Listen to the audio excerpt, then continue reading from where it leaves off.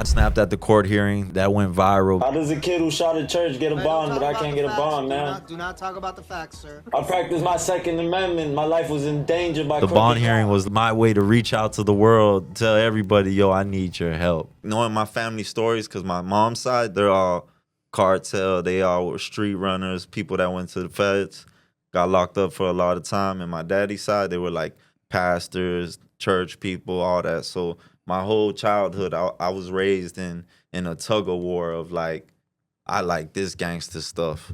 I like how they live in the flashy cars, the yachts, fur coats, how they hang out, the parties, all of that stuff. Like the parties were incredible. And then on my dad's side, it was like, you got to do your first communion. You got to go to church. Right. You got to do this. So it was a tug of war. It was a battle. But long story short, Miami, elementary school, that's when I, like third grade, that's when things started getting like lit. That's when I saw Scarface for the first time. And then Third grade? yeah, third grade. We started, first it started with skipping school to play football. That's when like Michael Vick was on the cover of Madden. So we all wanted to be Michael Vick. All of us wanted to be Allen Iverson. I remember we were like the little rascals. We used to be like 20 deep skipping school to say we're gonna go play football, and we'll go ransack the mall champs and get the headbands, the wristbands, trying to be the next ball player. Like we all had NFL dreams, NBA dreams. But then it's like once that Scarface and then meeting some of the cartel kids that lived in that area of Sunny Isles, because there was a lot of Colombian cartel kids there, so they were wealthy. So from a little age, my desire and my dream to be a baller, to be rich, to live like them, because my mom worked 2 jobs. My mom left the street life, so my mom was busting her ass just to pay the rent to live where we were living. So when I hung out with them, it was like, I'm watching the life, AMG wagons, boats, whatever we want. Like, you could screw the nanny. Like, dad said we're allowed to screw the nanny. That's why I would always be at my homeboys' houses, because they were like that. Like, Pop said we allowed to screw the nanny. She gonna let us fuck. Like, it was out of control. So it just I got deeper and deeper in it. It started from stealing drugs from my people's brothers, my big brothers. We used to steal green, bag it up, sell it at school to all the Jewish kids, all the other rich kids. And it just started developing little by little. Then around like 5th grade, 6th grade. 5th grade, 6th grade. Yeah, Jesus God yeah. Almighty. I was bro. out of control. My mom would tell you, even I'm not even telling y'all what I was doing in Colombia when we used to go on vacation as a kid. My mom used to not understand how, like, the first time I seen like myself shooting a gun for the first time, I was in Cali, Colombia. My mom went for a business trip to live there for a year, and we lived in a place in Cali. And back then, the FARC was running Colombia. So if you were like a gringo American, they'll kidnap you for money. So mom was always like real strict, like stay inside the complex, go on your school bus, go to your school, private school, come back. Don't tell people you American, but we Colombian. But she already knows what time it is. But I was already wilding out at 6. The whole hood was coming to pick me up. I was running around in cowboy boots chasing chickens, but I seen people get shot at that age right there outside that complex. And my grandma ran Colombia for years, so she used to come get drunk and do everything against my mama's will and take me outside the complex. So from little, I saw a lot. But to fast forward back to Miami, in 5th grade, I become friends with a kid that lives in a mechanic shop on West Dixie Highway that separates Aventura and Miami Gardens. I went to Otis Elementary School. So the mechanic shop, there was an old school dude named Timmy that smoked. I always used to give him food. And my mom always, from little, used to go to all the charities, Mother Teresa, all these things, and just share food, help people. From little, she taught me that every hood we go to, we help families, we do what we do, you feel me? Besides, like, trying to keep the street stuff away from me, she showed me how to move. So long story short, Timmy one day asked me, what's up, man? You don't got no money, man? I'm going to teach you how to make some money. I said, what you talking about? He said, man, go get $100, bro. I said, my birthday coming up. I'll get you $100. What we going to do? He said, I'm going to teach you how to make it into 200. So I was like, all right, cool. So I got my birthday money, I remember, and I gave him the $100. He got on the payphone outside the corner store. Timmy used to buy me like Dutchess to smoke, and I used to get him his natural ice. And we figured we were smoking already. So Timmy got on that payphone. And then I remember a green Tahoe pulling up, throwback Tahoe. It was a bald-headed Latino brother and an old school, like, dude had a big Mexican sombrero on that. And I get in there, and Timmy gets me in the car, and he's like, man, this is my nephew, man. It's my nephew. I'm putting him on. Boom, boom, boom. The dude said, oh, so you want to hustle? You want to work? I said, yeah, man. You know me. I'm already on Scarface. I'm in 5th grade. I'm trying to get girls. I'm trying to get money, everything. So, boom. Give him the 100. He gives us an 8-ball. Timmy cooks it all on a spoon. And across the street from Otis Elementary School, there was a huge trailer park. He just ran that trap for me. I just basically put him on so he could smoke for free, and he took over the trailer park with my little $100. And I started piling up. He was selling. And then little by 6. So let me stop right there. So when that popped off, my mom seen I was getting crazy. So she fucked around and put me on a plane and sent me that summer, 5th grade summer, she sent me to Colombia. That was the worst thing mama could do. When mama sent me to Colombia that summer, she done found out I was hanging out at the corner store. Her friend that owned the corner store already got shot at the corner store because the hood was wilding right there. Long story short, when she sent me to Colombia, she sent me by myself. My first time going to a third world country by myself. But I'm already corrupt in my brain from the way I'm living. So I'm curious. I want to, boom. So when I get on the flight, I'll never forget it. It was a beautiful chick, like 18 years old, sat next to me. She's like, what are you doing? You're so cute. Why you leaving? Like, where are your parents? I said, no, they sent me to Pereira because I'm behaving bad. I'll never forget getting off at that small airport. You got to take a connection flight from Bogota to Pereira. Boom. We get over there. It's a small airport, ghetto, ratchet. The craziest looking airport ever. Now it's not like that. Boom, get off the plane, meet all these family members I did not know from my daddy's side.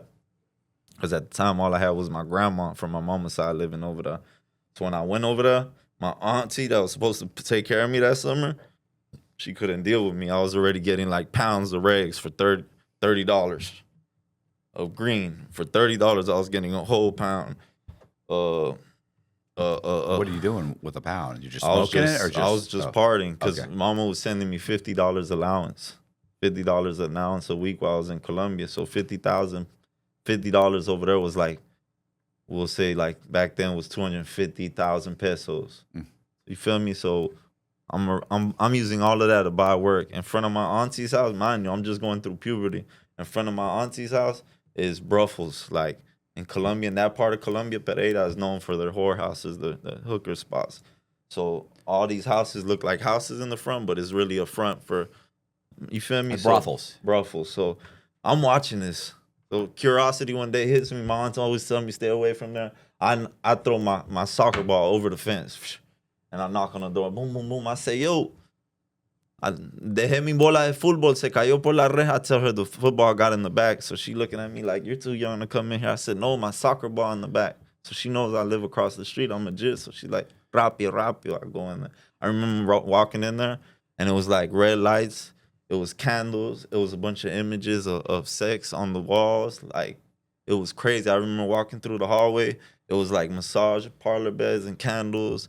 Like, one room was like on some dominatrix stuff. And then a girl came out in a towel, beautiful. And we locked eyes. And I was like, damn, she's beautiful. And I froze. And I remember the lady telling me like, yo, come on, go get your soccer ball, little boy. So, boom, I'm like, damn, I don't want to leave this place. I get my soccer ball. And I run out that bit, happy. I'm the happiest kid in the world. I get back on there, and then after that, I was like, I met like a pimp. His name was Rayo. He was the one who taught me how to Mac. So he's like, man, you wanna go in there? I'll get you in there because I used to smoke at a park named El Parque Olaya. What's Mac? Mac, like macking is like persuading a woman, like, okay, yeah. Oh, you screw everybody in the hood for free. You might as well do it for money. I've never been the type to be a gorilla pimp or smack a girl and be like, go sell your coochie, because that's, regardless, at the end of the day, I don't do that no more because I learned my lesson. Because even you could be pimping women and then they really willing to sell their bodies on their own, and then they get caught by police and they'll lie and be like, yo, he's torturing me, and so they get off the hook and you get trafficking and you're effed. So if you're not a manager and in the porn industry, don't think about being a pimp. It ain't worth it. You might sabotage your whole life. So the guy teaches you how to Mac. He teaching me how to Mac. He literally every morning at 7 a.m, man, he's up, coffee and empanada, and we walking around downtown. I'm like, 12 years old. I don't even got hairs on my nuts yet. And he's teaching me like out of 10 females you holler at, you gonna get at least 2. So his game was like, yo, what's up, mommy? I got an old man that give you 80,000 pesos. We gonna split it 40-60. You feel me? You just gotta come with me to this motel over here. He'll say that same line to about 10 females, and he'll catch about 2. And he's doing this to random women every day, walking around the centro, the downtown. So It's a numbers game. yeah, numbers game is out of control. He's consistent though. From 7 in the morning to lunchtime, that's what's getting done. From lunchtime to 4, he trying to round up the bread for the motel room. And then when the motel room running, he getting all them people there. Long story short, we did that till we ended up with a 4-bedroom house and opened our own brothel. In that 3-month period, I'm there for the summer. This is not what your mother had in mind. Hell no. I learned how to buy a brick, a white for 800, going on a donkey with them boys, with paramilitants. I got my first tattoo on my neck in Medellin. I was already dealing Poor with... mother. Bro, your poor mother, man. Well, my mom went to visit me. She went to go visit me over there, and she was like, what the hell? She's like, people don't even go in taxis by themselves over here. They get kidnapped. How are you in all the hoods and everybody loves you and knows you? My nickname out there was Miami. So all the Colombians be like, Miami.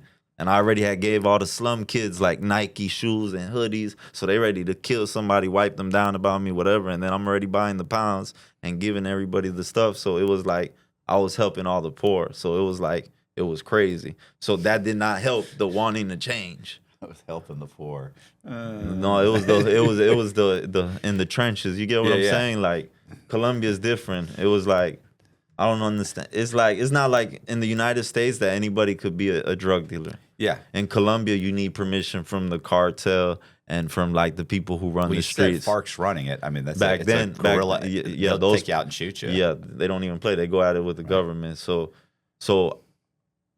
it was crazy because my aunt gave up. So boom, I had to go stay at my grandpa's. So I had complete freedom. So with that complete freedom, when the dude Ryo ended up with the brothel house, and I'm running it with him, it's going from macking to now we're investing in cases of beers. Like we're buying cases of beers and we're selling liquor out the brothels. We're doing weekends, we're throwing raves and parties. So at a very young age, like mom tried to take me away from the life and try to send me to another country to better me. But since she wasn't there and paying attention, obviously I went the worst route. And Colombia being a third world country, and at that time in those years, it was so bad, I got corrupted even more. Like orgies, freak off, selling drugs, everything. I was just in summer from 5th grade going to 6th grade middle school for the first time. I was already, you get what I'm saying? Corrupt. Like I came back on that plane, not only corrupt, but ashamed. Like I will never tell nobody what I did in Colombia. Nobody, nothing I did. Because I believe I danced with the devil. I fucked the devil and somehow I survived.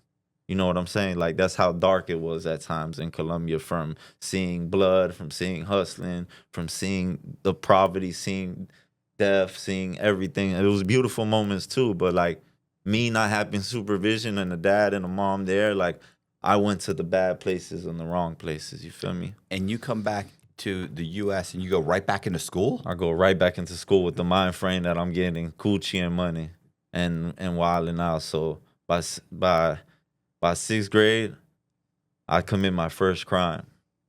I meet some Russians.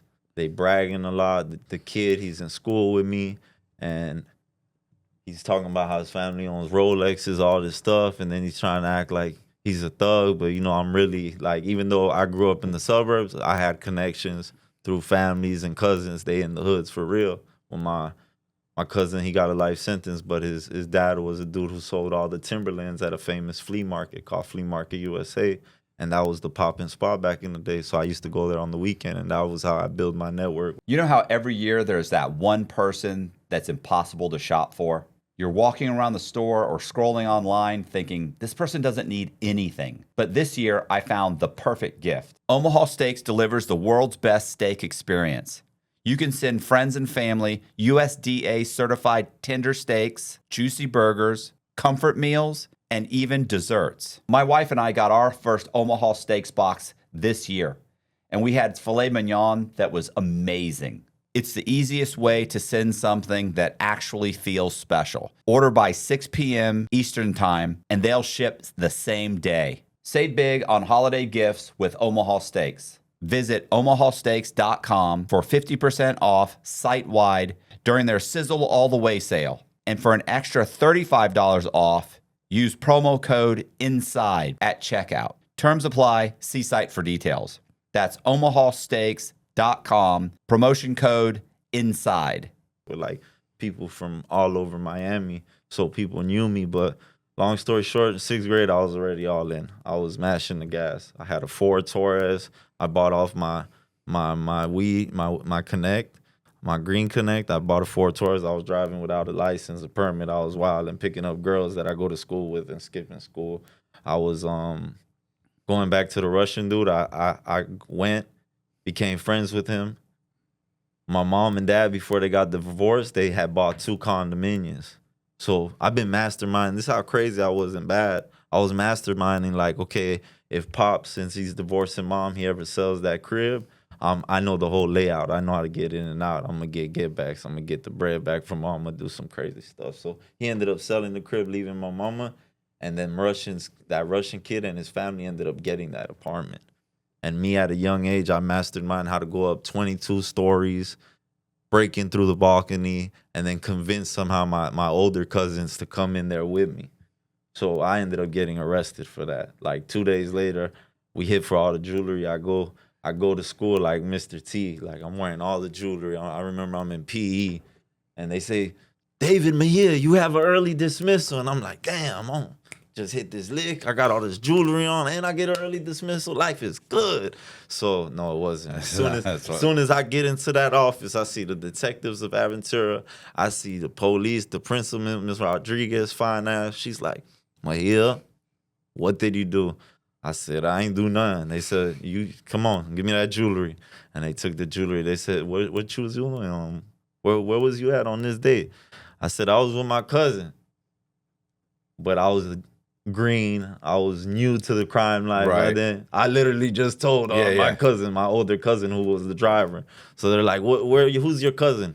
Oh, he go to Michael Crop High School. He go to this senior high. So they pick him up too. They pick him up. So then boom, he's snapping on me in the holding cell on the juvie. Like, motherfucker, you snitched. I said, no, I said I was with my cousin, but fuck you then. You're not gonna be my cousin no more. So we go to beefing. Well, how did they even get to you? Was there cameras? Were there or just the fact that you're wearing the jewelry, or somebody tell somebody the wrong thing? I feel like my older cousins, they got over on me because I didn't know nothing, and I was really trying to be cool with them. It was around the time of Fast and the Furious. Yeah. So they were the Colombians that had all the like Honda souped up Preludes and Accords and Civics, like Lord. So I wanted to be down with them, and they were my older cousins. So I was like, yo, I got a lick for a bunch of jewelry. I'm gonna break you out. One of his homeboys worked at a pawn shop in Aventura Mall. So they messed up and sold a bunch of jewelry through there somehow. And somehow, I don't know how it came back to, that's the son of the kid who knows the layout. So when they came, they grabbed me. So boom, they grabbed me.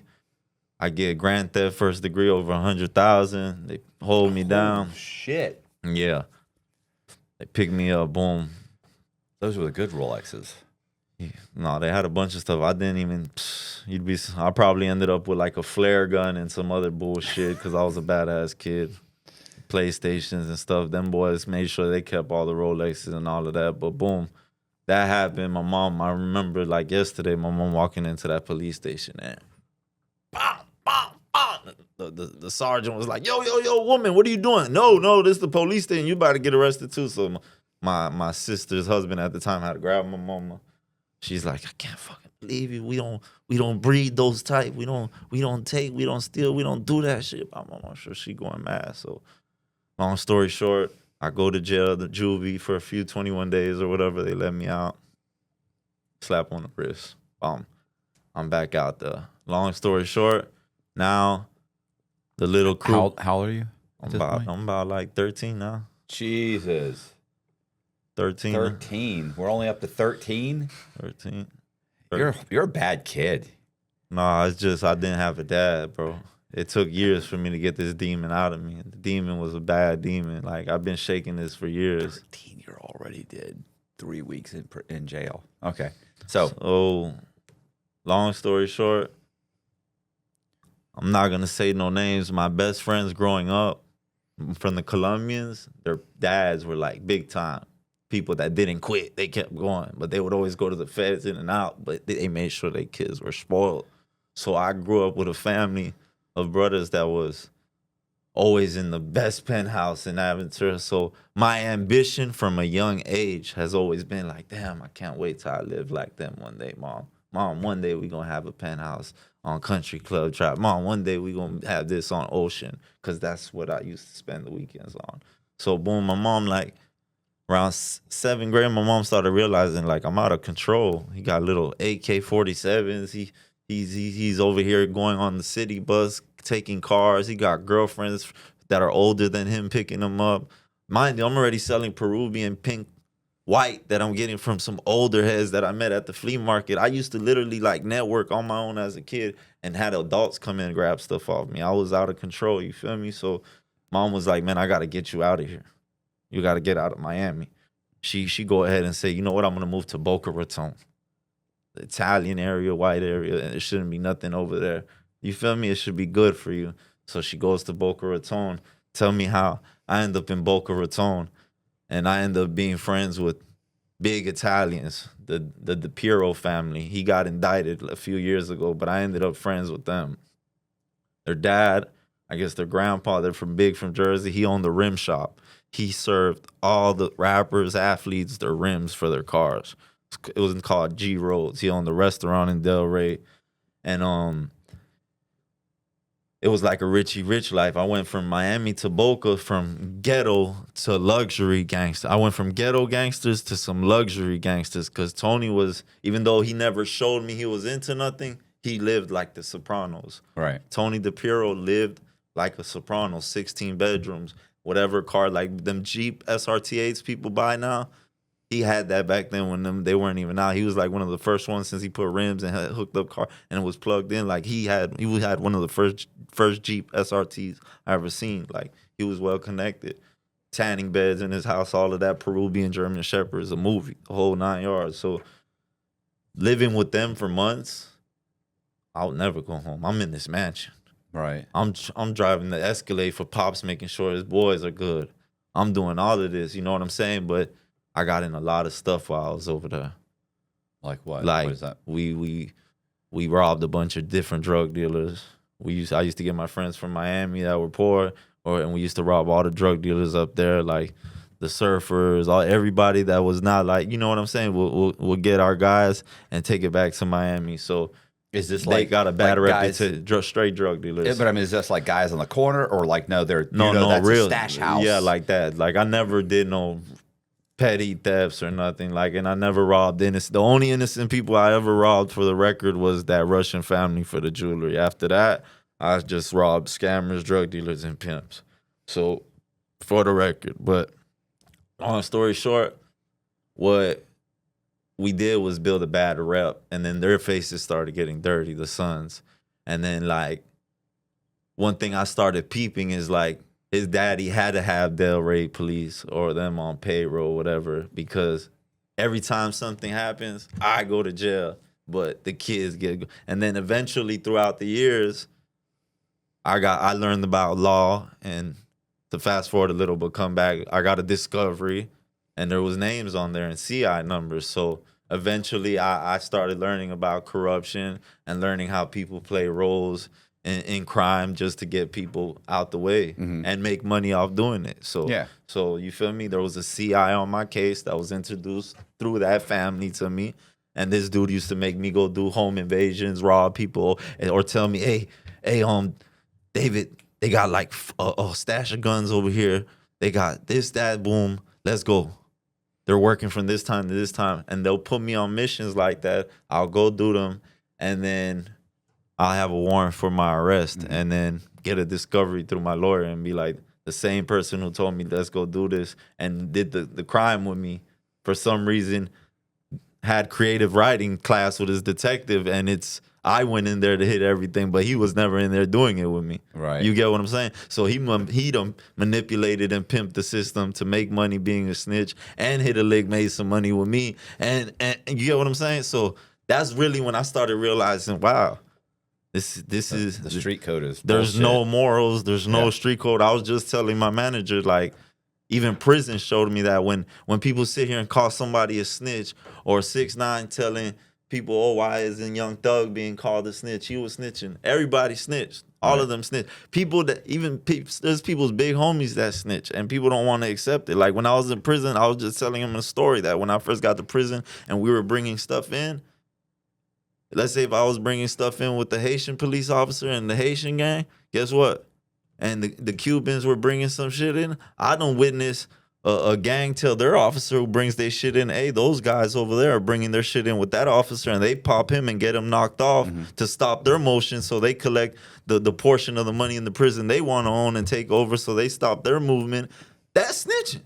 There's a whole Chapo and Mayo working through their lawyer with the DEA to bust the heads of the other cartels to get them knocked there's off. no morals. That's why at this point in my life, I'm like, it's not worth it. Like when I hear people, even when I hear people on podcasts that say, oh, the code is, bro, the code is just don't talk about it. You snitching by calling somebody a snitch, you snitching for calling them a snitch. Like at this point, ain't no morals. So if you thinking you gonna get money in the streets, ain't nothing to do in the streets. You better be a book writer. You better go do push-ups. You better get a job, get educated, because your best friend will kill you for your jewelry, or they will tell on you. Or you'll go to prison and they'll be fucking your girl, steal all Everything. your shit. Yeah, all them people you call your friends, they gonna be trying to your girl while you in there. They gonna be like, oh, bro, I want to drop your kids off something and do that. And the whole time they saucing up your girl, people gonna try to hurt your family. Like me personally, my biggest regret in this life is when I was younger robbing a bunch of people, because I had to realize prison was my reality call. Prison was my karma. Prison was, David, there's no guns in here. David, you're going to run into everything you used to do, all that. You were the big bad wolf. You were the robber. You were the Grinch. You were doing all this stuff. Ain't no guns in here. I learned the hard way in prison. But let's go back to when I was a kid, because we'll get to the prison stuff. So we was at 7th grade, go to Boca. Yeah, you were robbing drug dealers at this point, and you're getting hemmed up. Like, can you give one of the examples of one of the robberies, and then you end up getting busted? Okay, in Deerfield. I had a case in Deerfield. This is for the record, so ain't no cap. All my stories are in black and white. You could look it up. I never been on the stand, testified against nobody. Everything I'm going to tell you is true. So in Deerfield, a character named James Power, that was his name. He was on my Discovery. He was one of the people they introduced me to. They told me to go hit a house in Deerfield. We hit the house, bunch of weapons and green and a whole bunch of stuff. And these people put that up there. Like, they put me on the mission, everything. I'm the one who gets charged. I'm the one. And then when we get the Discovery. Is it like a home invasion or a burglary? No, like it was just nobody was at the crib. It was just go in there, grab everything and out. But it was so, like, the way it was set up. So when I got my attorney, Savino was my lawyer at the time. When he got the paperwork, like, and showed me the Discovery, the CI and everything, how it went down, they literally made this like it was just me who went in there, and me sticking to the G code. Don't want the Italian Boca guys to talk bad about me, and I still want to live like Richie Rich with them. I took that to the chin. Like, all right, I'll do that time. I'll take that charge. But your homeboy told on me, bro. Right. They don't want to hear it. You feel me? I told him. I said, bro, your homeboy snitching. He on my paperwork. Nah, no way, bro. He's so like. They don't want to hear it. So it was like, okay. You feel me? I just came from Colombia, so that demon in me. In Colombia, I watched. If you tell in Colombia, sometimes they don't come for you. They'll get everybody you love first. Right. So you just do yourself in, because you look what you caused on yourself. God, what was that movie? Bro, it's horrible. So what's the movie did you ever see the movie The Counselor? Nah, I ain't seen that one. It's fucking horrible, bro. It's fucking horrible. They do birthday parties, everything. They deadly. It's horrific. Yeah, it's true in those type of places, Mexico, them type of places, bro, ain't nothing to play with. So me coming from a cold thing like that, that's why I always feel like, even let's stick to the story, but So boom, they tell on me Deerfield. I get charged. Boom, bam. I go to jail. I'm sitting in the Broward County jail for months. How much time did you get? Probably like I did probably like 2 years in the county.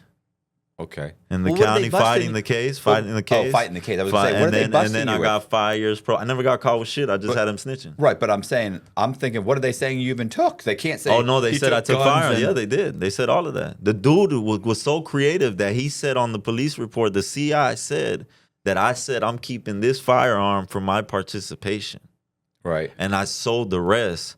And the crazy part is the one he said I kept for my participation is the one that the CI bought for himself and left with. And look how God worked. He got caught with that gun and a shotgun in Delray years later, which brought that 5 years probation to the table for the credibility of your CI and all of that. But it's just, it comes to show, like, I personally want all law enforcement to know from the bottom of my heart, I don't got no beef with the law enforcement. I have law enforcement friends, family.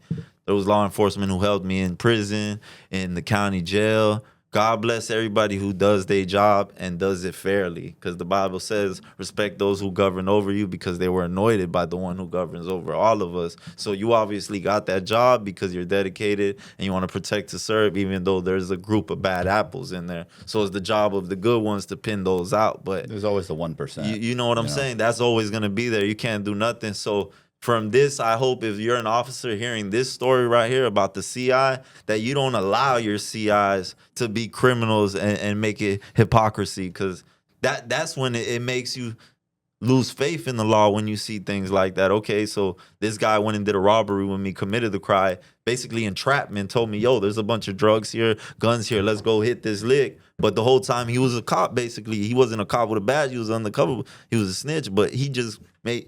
He was temptation, the devil, but it's my fault too, because self-will, I'm supposed to be like, no, I'm not going to do that. Right. But still, he threw that bait out there, which y'all shouldn't go so hard to do, but I guess that's part of their money cycle, whatever the structure is. I don't know, I'm not a cop, but that really like made me have hatred towards the system. So that was one event right there. So you get out. Then But now you got to be, what, 15? 16?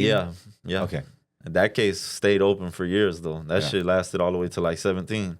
But then I ended up dating a beautiful Italian girl, 18 years old. And mind you, I'm in 7th grade. I'm in Boca Middle right now. My mom had forced me to go back to school. I'm in Boca.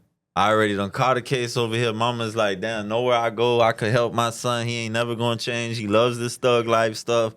It's not working. So she's very depressed. She crying. You know, so I ended up meeting a girl, an Italian beautiful girl. She's 18 years old. She's a senior. She's super smart. She's already like getting ready to go to college for psychology, and her family embraces me. And I'm lying to them. They think I'm like 16, 17, but I'm still a baby. And she picking me up from middle school, outside of middle school, in her Mazda. And all my middle school friends are like, damn, bro, your girlfriend picks you up from school, like. Long story short, she lived in a neighborhood called Boca Chica. Boca Chica was like nice, beautiful suburban houses in Boca, East Boca, off of Yamato.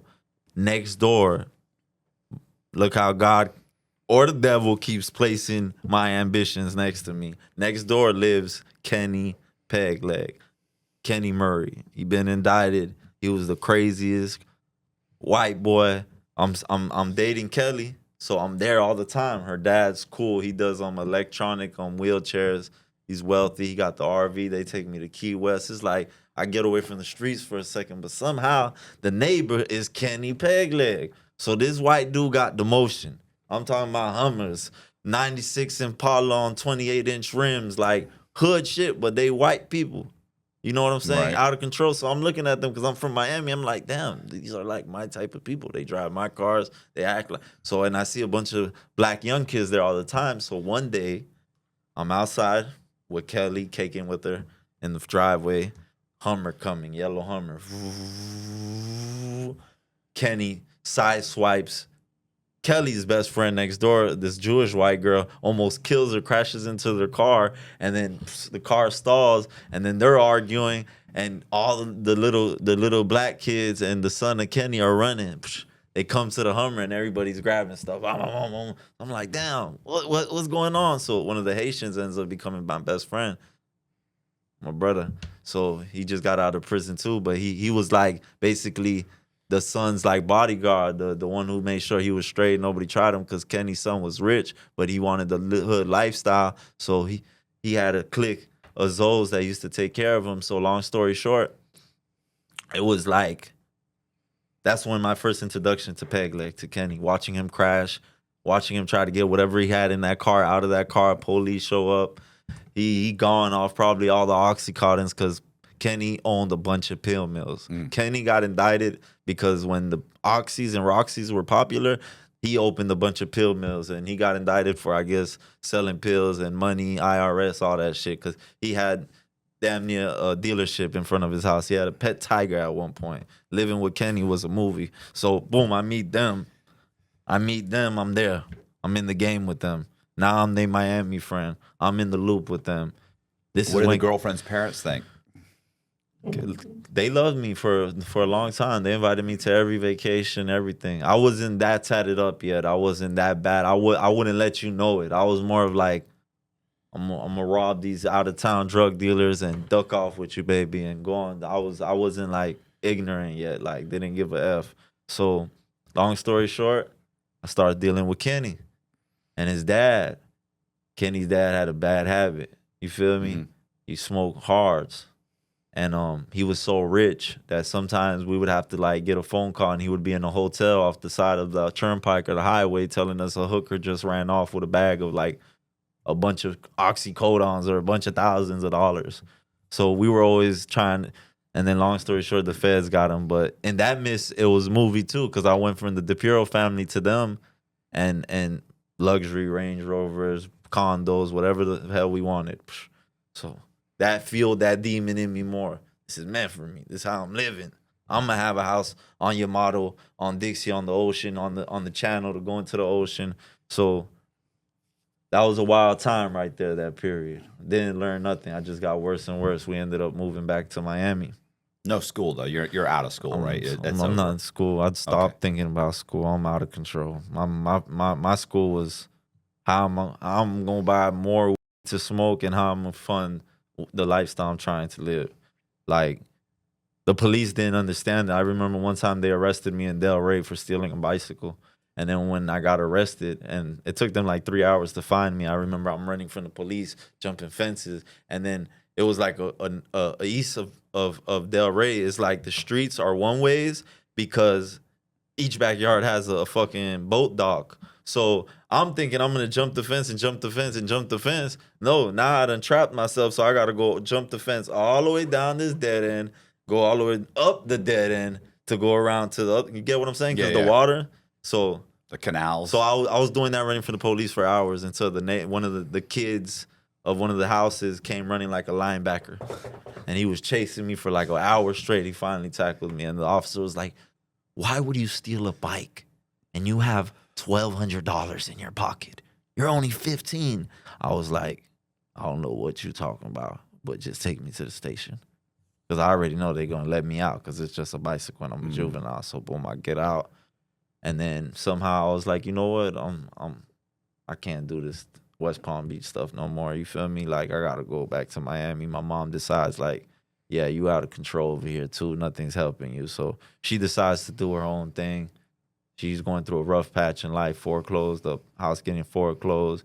We come back to Miami, and then I meet my first baby mama.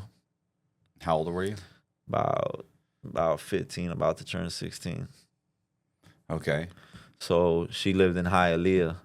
So I started getting involved in the Spanish part, Cuban part of Miami. And my mom's side always been spiritualist, like, because her family was Cane Cowboys and that type of people. Even though my mom's Christian now, she walks the right life, she ain't into none of that. My mom always knew everybody. So like, I met Pablo Escobar's people. I done met people from all type of places.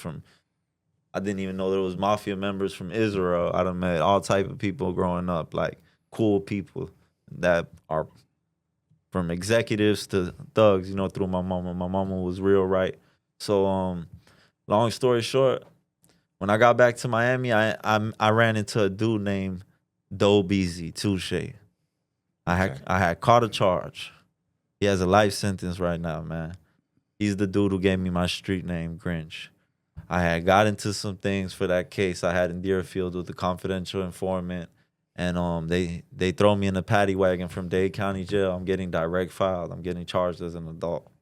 So they throw me in the paddy wagon. I'm getting transferred to Broward. And what was this charge for? For the guns and the stuff in Deerfield. They decided, you know what, we're gonna charge him as an adult. So when we do that, when I sit in the paddy wagon, it's a big black dude in there. He looked like Kimbo Slice.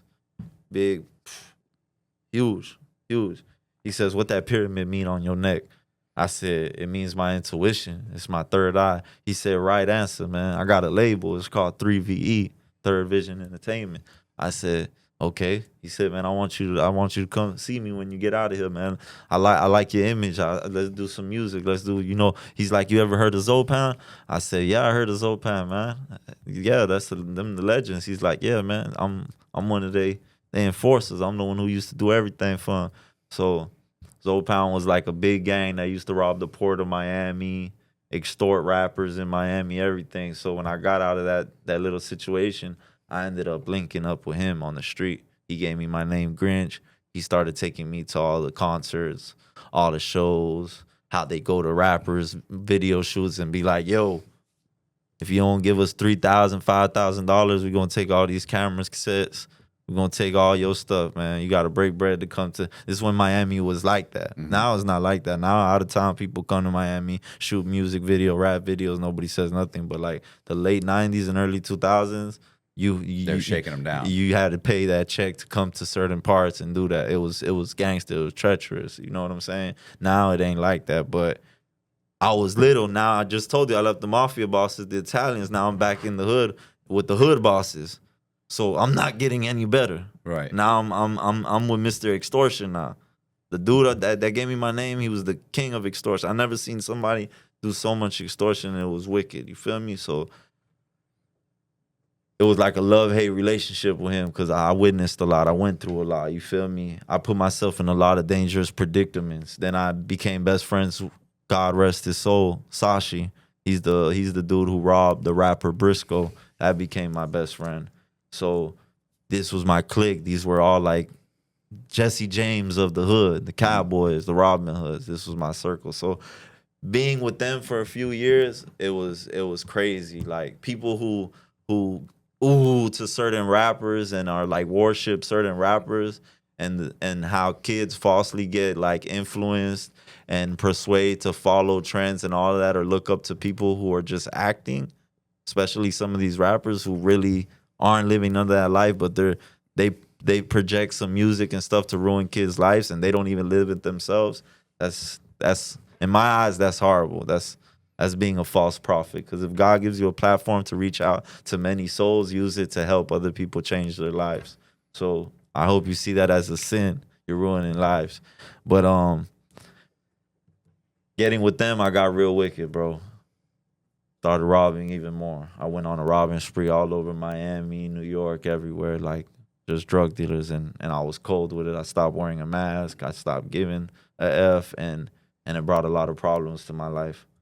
So, I mean, you're saying you're going to New York, and yeah, I was hitting dope boys everywhere. I was just. Who's giving you these licks? Like who's telling you? Like people I grew up with, people I knew. Right. Sometimes they already had them, or I'll just meet you. You'll offer me some green or something, and I'll buy $300 worth. Then I'll buy $1,200 worth. Then I'll buy a pound, and then I'll be like, okay, I build that relationship with you enough for you to be like, bro, I grow over here, bro. I can give you like 60 of those, and then that's it. But then you just show up and take it. Yeah, it was like that for years until I realized bad karma and burning bridges, and then I realized, damn, I done closed this door over here. And I went through like a dark period of my life. And I had my son, and my mom decided to introduce me to the witchcraft. Because I guess she's like, God ain't working, I'm praying, I'm doing all of this, I'm moving you from city to city. Let me introduce you to this side of the family. Is that like Santeria? Santeria. So I go to my godmama, and my godmama do the first ritual for me.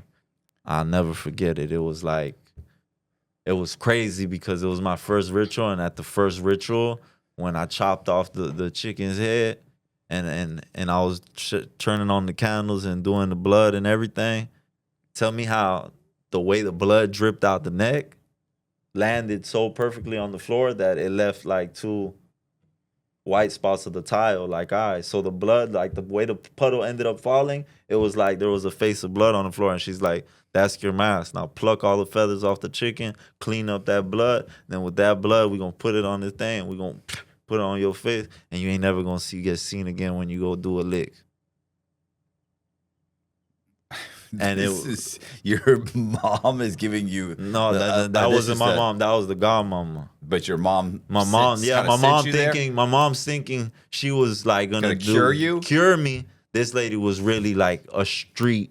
My godmama was from the streets, So she's trying to give you more Puerto like Rican a gangster, cloak of invisibility. So or my mom, thinking, my mom probably thinking this lady's gonna do, but this lady put me on Super Saiyan thug mode, like out of control. So boom. Now she don't put this in my head that I got this cloak mask that nobody sees me. And mind you, while I'm doing everything I'm doing out here, things are happening that are bizarre. Like, dude about to get macheted, and I'm right here, me and you, and I'm closer to you, so you can machete me. But for some reason, you don't want to machete me. You go machete the dude with me. Like, scenarios like that. So now in my brain, I'm like, damn, is that shit God mama did working? I go to the gas station, the dude will be like, so it was like I put so much energy and let that demon manifest, and that I got worse and worse. You know, by the time my son was born, my baby mama had to leave. My first baby mama had to marry a cop. Love my son, my oldest son. He's playing basketball. God bless you, Andre. I love you. Can't wait till you turn 18 so I could be in your life again. God bless your father, your father now, your mother, grandma, everybody. I miss you. I love you, and I can't wait to see you. Keep balling. Your brothers and sisters love you. If you see this video, yeah, bro. Like I was so out there that people had to relocate because it was like people. I had a dude, one drug dealer, trying to throw me off his fishing boat for years, hunting me down, looking for me. Him and his kids. So how old are you now? I mean, this I'm is gonna be in your 30. 20s? I'm 34. No, not now. I mean, Oh, no. then. I was a jit. I was still a baby. When that was going on, the dude trying to throw me off the boat, I was 16, 17 years old. 16, 17 years old. I ain't gonna say his name. It was so crazy that I was so scared because he was really like a crazy ass fisherman that moved a lot of weight in Miami, and he was dead serious. He was gonna throw me off that boat. It got to the point that when I would run into his kids who were like my age, because we went to the same school, that's how I found out. Because somebody went to their house and was like, "Yo, that dude's dad is loaded." Boom, boom, boom, and that's how we got in. It was every time we saw them kids, it was a big fight at the mall or some crazy stuff like that. Okay, so where is this? So I had the baby. For some reason, they put a warrant out for my arrest again. You don't know what the reason is? It was I guess just the direct file. The direct file. When you get charged as an adult. Yeah. So I ended up getting bond because of direct file. Then I hit it. I go back to Colombia, clear it. Baby mama ends up coming too. She don't want to stay there. She's Cuban, so she's like, "Yo, no, I'm coming with you, but I'm raising this baby in America." Mm-hmm. Mind you, I don't want to come because I'm thinking I'm looking at mad time. So this time in Colombia, it was dark. It was wicked. You feel me? It was so bad that even the people in the cartel were like looking at me, and even though they love me to death and I done did dirty work for them and stuff, and that's part of Colombia, they were already like thinking like, how we gonna capitalize off them? Mm-hmm. So they're like, "Yo, would you and your baby mama be willing to smuggle this shit back to over there in your body?" I'm like, "Hell no. There won't be no mule for you guys." And then you guys tell me I got to do this for the rest of my life or die. Like, I didn't even open that door. I was like, yeah, y'all already got me. Like, you feel me? I was throwing raves. I was throwing a lot of raves in Colombia. We were getting rich off raves. We'll rent out farms and we'll throw rave parties. And it was that. Like, so I look back at everything and it's like, I wonder why I myself put myself through so many things because of my curiosity and wanting to be rich and all of that. But now at 34, I look back at like God definitely has a plan for me to change my life and share my testimony because how did I survive all those things? And I put myself in a lot of those things. So it's like they say out of all the religions, Jesus and the Christianity and Catholic, even though everybody has the right to their own religion, I feel like this is the only religion, the faith in Jesus, that searches for you, that comes for you. A lot of religions, you got to search for God. But if you pay attention, Jesus is going to call for you. He's going to look for you. Like, you're going to realize, you're going to feel that conviction. Like, I started feeling conviction. That's when I started changing. Like, the biggest vice I have right now is I smoke weed here and there, green, but like I'm already shaking that, but I'm getting squeezed like a sponge. Like I'm squeezing all the sin in me. And I used to be a very wicked person. So at 34, looking back at everything I lived, I can't believe I'm still here. And we haven't even got to the police shooting part. Right. You So, know, well, how long do you stay in about 8 Colombia? months. 8 months? Yeah, and then I get back on the plane. As soon as I get on the plane, the U.S. Marshals sit right next to me. As soon as I get off the plane to customs, they surround me and book me.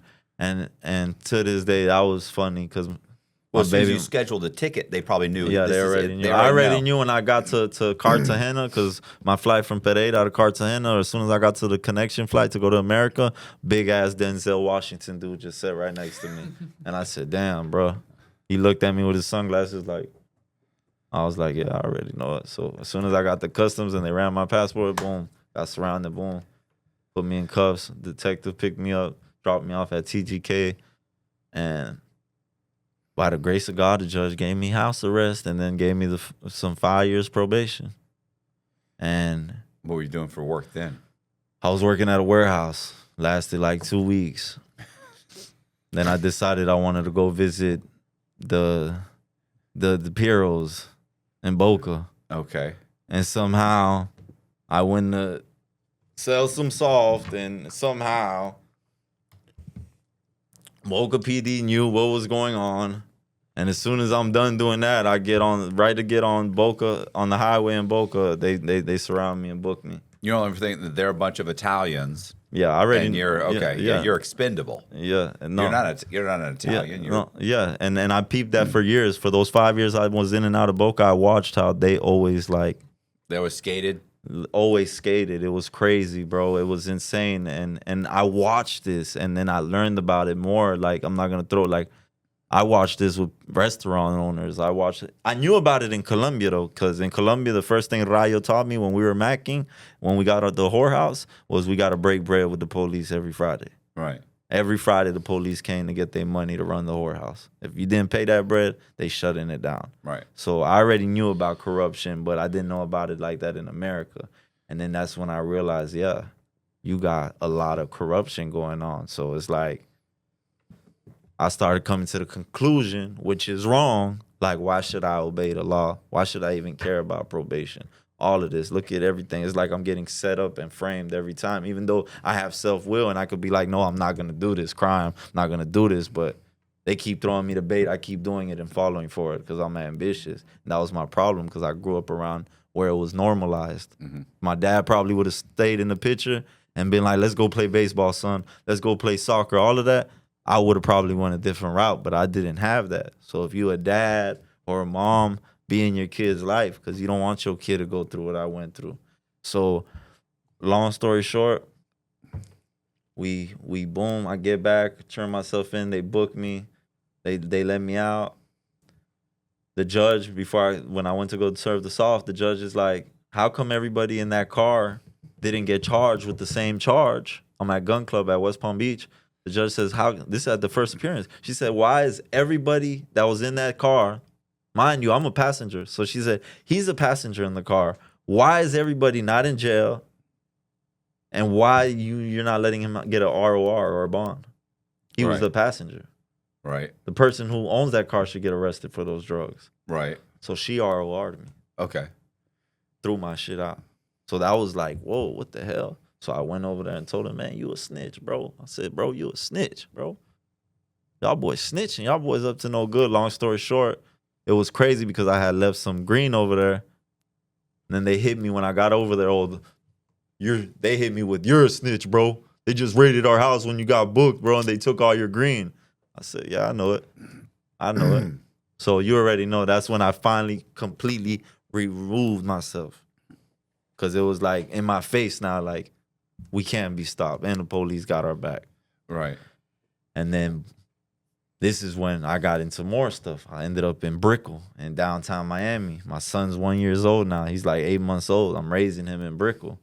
I end up living in a condo in Brickell, lavish lifestyle. I was going to say, how you living in Brickell? What are you doing to live in Brickell? Back then, it was only $1,400 a month. Okay. And the dude downstairs that ran the building was on soft, and he was Colombian, and he loved me to death. So he treated me like I had first dibs on everything. So long story short, back then it wasn't like now $5,500 a month. It was boom. I'm in there.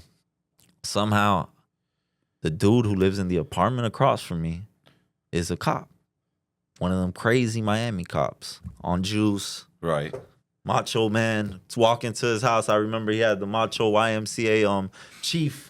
He had the Indian chief shit on the wall. And he used to get wasted when I used to go get work off him and put that shit up while he had like hookers in the living room. And okay, so he's crooked. So someone yeah, like how's he affording fucking Brickell? Yeah. 1,400. He's crooked as fuck. He was so 15 gangster and crooked that one time I remember he came in his black Charger and said, "Bro, come downstairs." Came in his squad car and just gave me like a big ass sandwich bag. He said, "Man, just give me 3,200. All right, and keep. I want 3,200 for each one I give you of this." Back then, right now that's hard to sell. That's like rapper green. But back then, people used to come from New York to buy haze, purple haze, all of that, and they're paying 3,200. So I, by the grace of God, back then knew some older people from New York. They bought all the weed, and I was getting it from that cop. Long story short, I felt like he was effing me over. One day I decided to stop going to him. Even though I'm so crazy, I live in the same building with this guy. This dude goes and breaks into the electrical room and cuts off my power because I'm not answering his calls. Right. Now I'm like, oh man, telling my baby mama, bro, what did I do?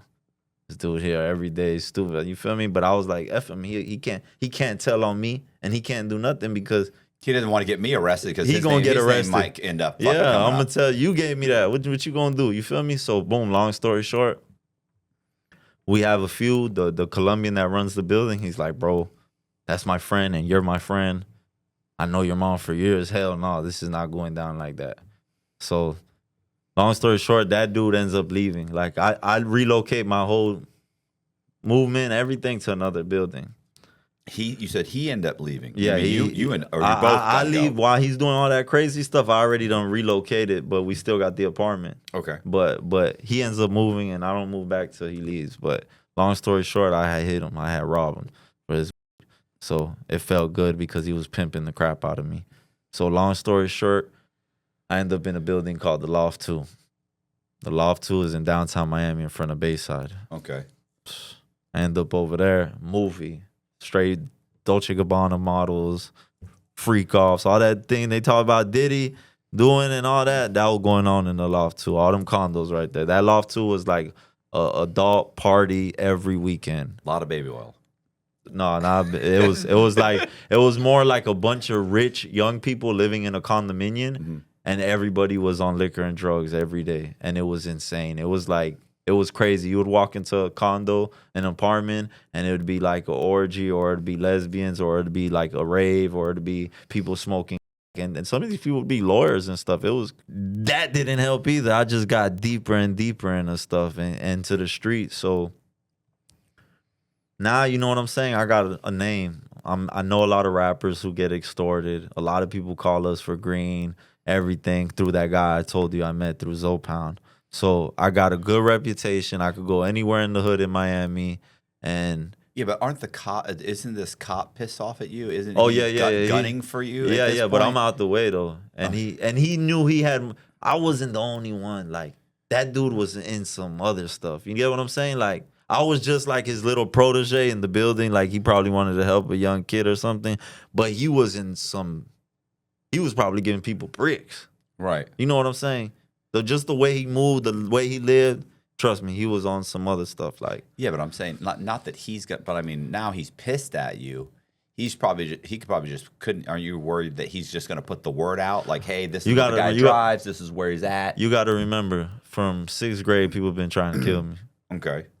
I'm telling you, that first robbery, one of them first ones I did for that dude with the fishing boat, he was trying to kill me since 7th grade. So you're just okay. This is just It just part became of a doing- norm. right, okay. It just became a just norm. It live was with a that. horrible norm. you Yeah. live with that anxiety Yeah. of knowing this is always It was there. It was just always be on beat. Okay. That's how I was raised, especially with the people who raised me. They were very tough on me. Like I used to have to fight at the school bus. I wasn't allowed to come.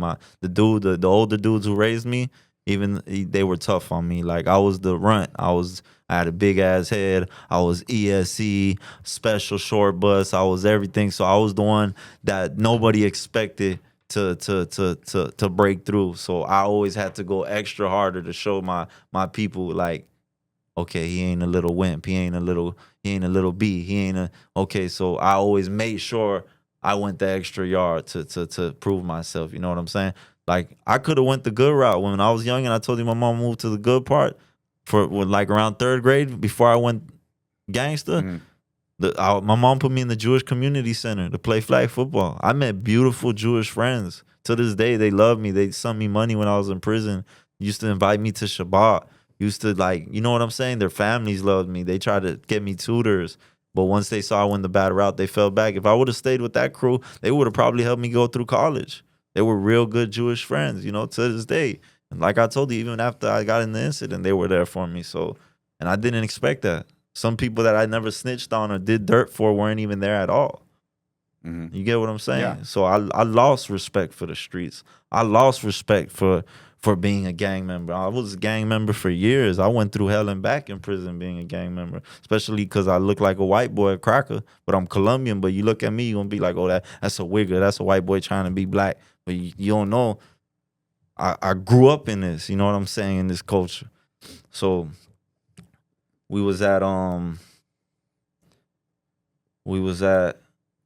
coming back from Colombia. You were No. You were living in the apartment building. Oh, in Brickell, supermodels. Yeah, the loft, in the front. loft. So long story short, I ended up selling so much shit over there, networking with so many people, to the point that the police, Miami-Dade police, had to come. Miami-Dade police came. They said basically, we don't got nothing on you, but you're getting evicted. You don't live here. Nobody that works here says you have an apartment here, but you're here every day. This is your eviction notice. We see you again in this building, you're getting arrested. So I had to walk all the way back to Brickell in the hot spot where I just did this to the cops. So boom, I was like, damn, what I'm gonna do? I used to sell green to some dudes in PF Chang. I ended up asking them for help. They let me couch surf in Little Havana. So Little Havana is like Cuban, Marialito, like a bunch of Latinos. It's like a little LA type stuff, right? So when I got in there, I went into a very bad period in my life, like struggling. I'm couch surfing. I'm middleman in work. I'm riding a beach cruiser to make money, hustling at the laundromat. I'm going through hell and back. You know what I'm saying? So I was just on that spree. You know what I'm saying? Still dirtying my face. I ended up meeting a girl. She's willing to sell in America. You know what I'm saying? She's willing to sell her body. We go on a Bonnie and Clyde movie. Like, it was supposed to be her. She tells me that she fucks with me to the point that, like, she don't want to see me broke. Like, she don't care. She got to sell it. She gonna sell it. She gonna do it so we could get on our feet. So she decided to turn up, and she do it. And she gets us an apartment, does everything, gets us everything. I'm raising her kids, raising my kids. We co-parenting. She does what she does. And we do it up, you feel me? And I never liked it, bro. I felt like there was bad karma because I never been no gorilla pimp. The only way I ever been with a woman that sells her body is if she does it already and she willing to do it. And I never liked it because I feel like our bodies are temple. You feel me? So I don't even like to have sex with you if you do that type of stuff. So long story short, like the guilt, the conviction, it didn't work out. I ended up having to leave. So when I left, my friend, which is basically, I don't know if I don't even like I don't know, I don't even want to bring him up, but my manager met him, but it's crazy, bro, because he's political. He's a political figure. Like you won't even believe who he's down with. So it's like you'll be like, oh, he's capping. The internet will go crazy. But long story short, let's say MAGA, you feel me? Big Trump, one of Trump's dogs, man. Somebody who knows me from a little kid. He's a prominent black man, but that's down with Trump and everybody. So he sees me, I'm doing right. His nephew tells me, yo, go live at this house. You feel me? Long story short, I guess his nephew don't know what's going on, bro. They don't know what's going on. So, but I know he knows what's going on. Long story short, I end up in this house. Now we're getting to the police shooting. I end up in this house, bro. Mind you, my anxiety level is high. My paranoia is high. I'm unstable right now. I don't got my own crib, so I'm in a bad state of mind. I end up going to live because I just broke up with this girl in this house in Miami Gardens in Carroll City. I'm here because I don't got nowhere to live, so bro offered I could stay with this dude named Remy. Remy is a Jamaican immigrant who's squatting in this house. There was an organization. They were all squatting houses, changing the locks, and renting them out on Craigslist and robbing people for first, last, and security. Somehow I end up in Remy's, one of his squatted houses where they do that at. But he's holding down this house because he said all the other people in the organization are trying to beat him up to get this house because the property got a pool and everything. And they want to squat and live there too and rent it out. You get what I'm saying? Yeah. Some poor hustling stuff. So this is where I end up. Gets from ugly to worse. So as I'm there, I had brought all my furniture from where I lived with the girl. So I'm building a bond with Remy. I tell Remy, hey, Remy, when I leave for letting me stay here, bro, I'm going to give you the crystal table. I'm going to give you the L couch. I'm going to give you the bedroom. I'm going to give you everything. So when your family comes to Jamaica, because he always used to brag about his family coming from Jamaica, I used to be like, I'm going to leave this for your family and you, bro, for giving me a home for this time period. Mind you, while I lived there, always some weird movement. Like crackheads coming in to taste dope. A dude that looks like a agent that always brings these kids in to taste the dope, and they go into a back room, peel over in a closet, and peel some shit out of the roof, grabbing in and out. But it's always the same dude, right? So it was always like, I was like, what they really got going on? So long story short, one day, out of curiosity, I go into the bedroom, so our dude ain't there. You know them Persian red rugs? Mm-hmm. I lifted in one of the bedrooms and it's covered. It was green carpet. Carroll City, Miami Gardens is like a prominent black neighborhood. So the styles, they had that shag old rugs, a green one covered in blood, bro. When I lifted, my heart dropped. I said, what the hell? Then I looked at it had like a TV set, a bunch of cassettes and DVDs. So I was like, what the hell they watching here and all this blood in here, bro? I look at the cassettes and DVDs, bro. It's a bunch of weird ass, bro. I was like, what the hell? Got out that room, what the hell? So boom, that night, talking to Remy, we smoking, we drinking. I tell him about that. We go to talking. He tells me when I address the blood to him, he tells me, oh, your homeboy, woo, boom, boom, and boom, they beat me up in the house. That's why that blood's there. Because in my mind, I'm thinking they people here and do some crazy shit in here. You feel me? That's where my brain at, because I'm paranoid already. I'm like, yo. So long story short, bro, he tells me that he got beat up because them boys wanted to take that squatted house for them so they could put it up on Craigslist and get it for them to throw parties and music videos, whatever the hell they wanted to do in there, regardless. Long story short, he said he told them no, so they beat the crap out of him at the room, and that's why he put that rug on top, which I didn't believe the story. Long story short, we drinking in the living room. He says, oh, Grinch, what's your favorite number? I said, man, my favorite number is 7. He said, man, my favorite number is 69. I said, what the fuck? The fuck is wrong with you, bro? You drinking too much, bro? In fact, give me that joint, bro. I ain't smoking with you no more. What the hell you talking about, bro? So I remove myself. As I remove myself, this is a big Jamaican. Remy ain't play like Right. like Sean DePaul, dark chocolate. Like I'm gonna have to kill him in this house. So he gets like a little like flagrant with me. So I grab like not aggressive, but like on some weird like come on like joking, but in a weird tough feminine. Like I don't even know how to explain it. It was like yo get right. So I grabbed the fire extinguisher. We had a fire extinguisher. Mind you, the house is already sus because it's a squatted house, so the back patio sliding doors is blocked off. The back exit door is like the wood bars, whatever, 2x4. It's like that. So you could only get out through the front door or the kitchen. There's a side door there. So I can't one-on-one with hands, I'm not gonna be able to rock them. And I don't got no gun, nothing at the time. So I just blow the torch on him from the fire extinguisher, the red thing, that white foam get on him. I go to hitting him, we tussling. My other homeboy who told me to move in there, he pull up like, yo, what the fuck? I run up to the side of the house and climb up the burglar bars. I get on the burglar bars and I'm throwing the tiles of the roof on him now. Cause he trying to get on me, he trying to get me down, he trying to get me in the house to beat me. The neighbors seeing all of this. They call 911. We have a standoff. Police telling me, what's up, what's going on, man? I'm like, man, I'm not going in that house. He just tried to kill me, and I don't know what sick shit y'all got going on. You probably were. So while all that's going on, Remy ain't even getting put in cuffs. He get on his phone and call like a detective, like, yo, this man tripping on my roof. You need to get down here. Then one of the main detectives come over there. This happened 2014. I think it was around November. I was hospitalized at Aventura Hospital. For what? Use of force. And I didn't get charged with no crime.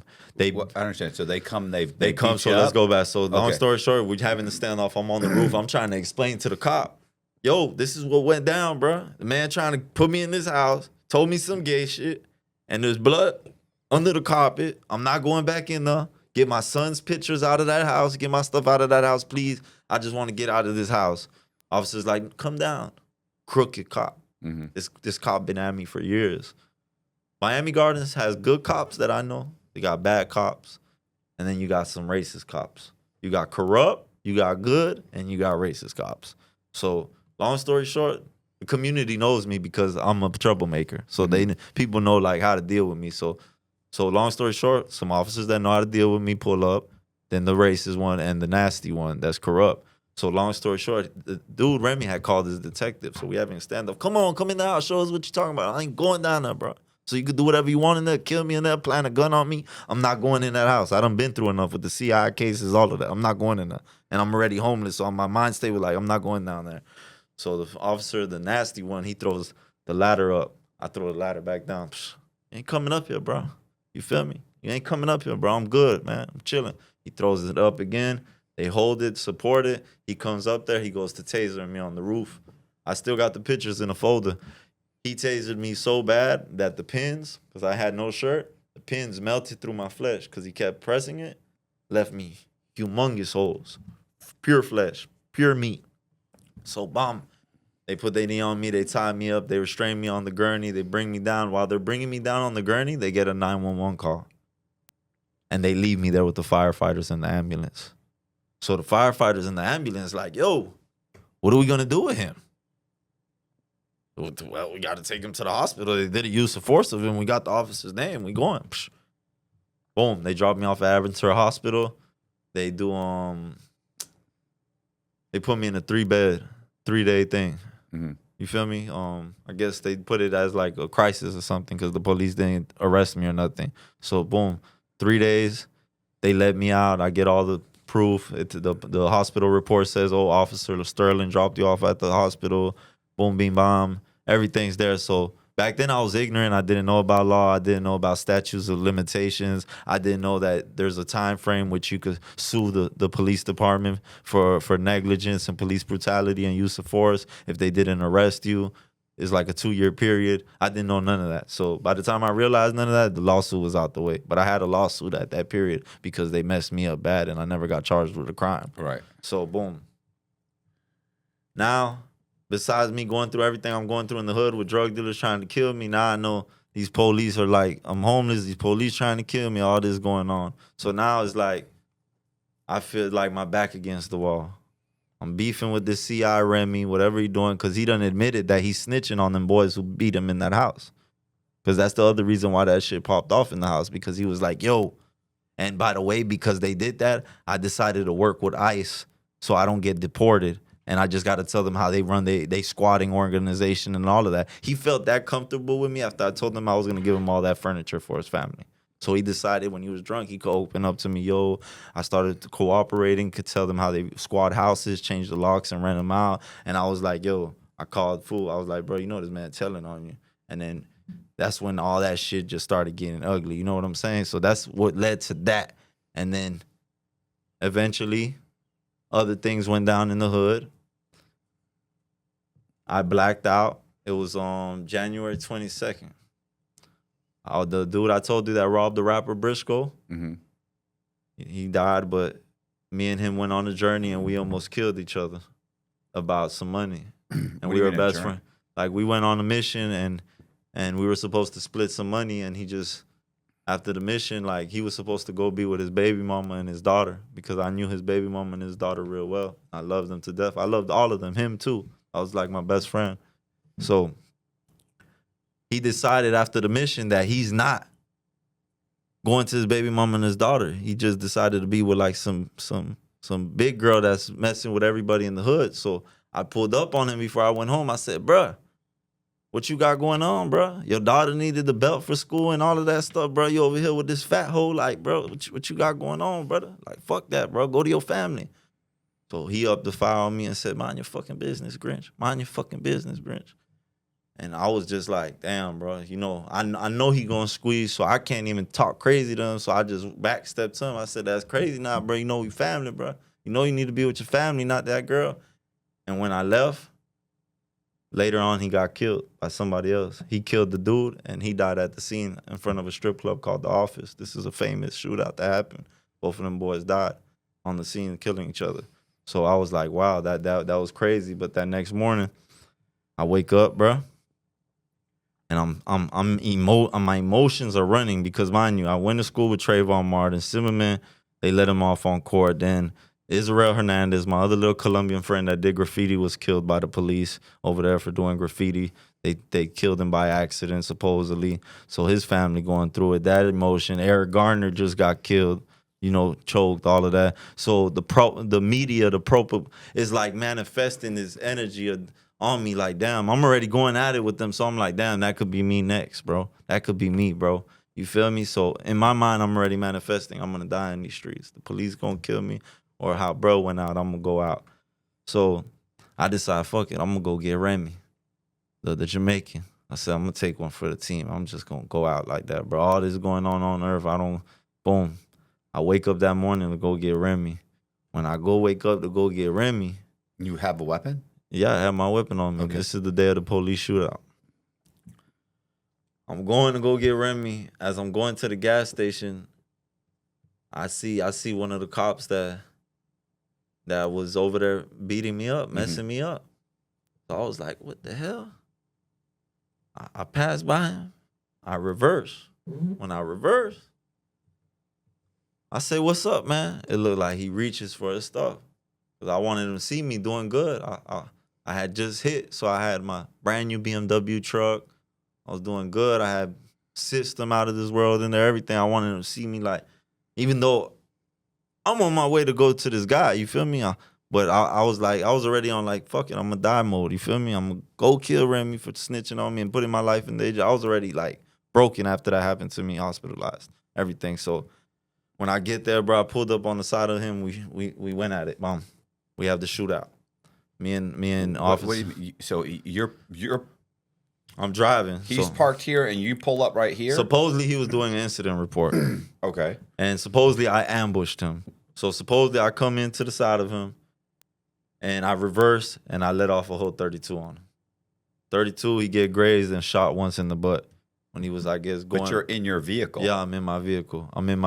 You know what I'm saying? So you get shot like they never said nobody else was in the car, nothing. Like the news, the media, you know, you're getting you and Josh the first people to hear this story. You know what I'm saying? Right. Nobody ever. The news never allowed me to talk. Never. So long story short, We have exchange. We shoot out. He gets hit. I guess they press the panic button. I'm hauling ass now. I already know I'm gonna die. Wait a second. You say you think he went for something. You said, "What's up?" I said, "What's up?" I said, "What's up? You remember me, pig?" I said something like that to them terms because they almost killed me in that house and they were taking advantage of me and abusing me in that house And so multiple times. You think he goes for his weapon? Yeah, and then we And you exchange. just open up. Okay. Boom, we exchange. When I'm peeling off, And you said a 32. Is that you mean like 32 rounds. It was 32 rounds? 32 rounds. And he only got hit once? He got hit or grazed and once. He was in the Tahoe truck. It ricocheted all in the door. I thank God he didn't die because I wouldn't be here to have this conversation Right. with you. You feel me? It was like, I think it was a reality call. And I'm not here to glorify shooting the police. I'm not here to tell people to shoot the police. You shouldn't, because living that experience taught me that violence isn't the answer. And you would find out in a little few moments why it's not. And I don't care how mad you get, violence is never the answer. And I know people are going to say, oh, you saw, boom, boom, boom. Violence is not the answer. We could really communicate and do a great dialogue and learn from each other so we prevent situations like this in the future. But you take off. I take off running. Does he come after you, or is he just calling the cops? No, he pressed that panic button and then he jumps in his thing. So, but when you shoot a cop and they press that panic button, it's like they're all coming. It don't even matter, bro. It was like by the time I hit outside that gas station, I already had 3 more coming my way, and I had to put another 32 clip in there and bust the windows out and dismantle their cars. It was undercover Impalas. First, it was the Tahoe with Officer Sterling. Forgive me, Officer Sterling. I really wasn't trying to get you. It was really that corrupt little dude that you guys need to expose in that department. But we gonna leave that to y'all. But I apologize for shooting you, Officer Sterling. God bless you, and I'm grateful that you didn't ask them to give me the death penalty, sir. God bless you and your family. Long story short, I get in the shootout with the rest of them. In my mind, it's like, man, I only got 2 options. I go towards Aventura, where the suburbs, the police is gonna kill me, or I just take this car all the way to Key Biscayne and go jump in the ocean and die, because I'm gonna die. They're gonna kill me. And God had another plan, bruh. A hero jumped on the chase. You wouldn't believe it. An old black dude with his daughter in the back seat. I'm telling you, he done watched me shoot about 3 squad cars already. Mm-hmm. And he chasing me. I'm wondering, why is this pickup truck on my ass? I'm thinking it's undercover. I look to my right. It's an old dude with a daughter in the back. And he fished. This isn't a cop? This ain't a cop. At the intersection of 32nd Ave.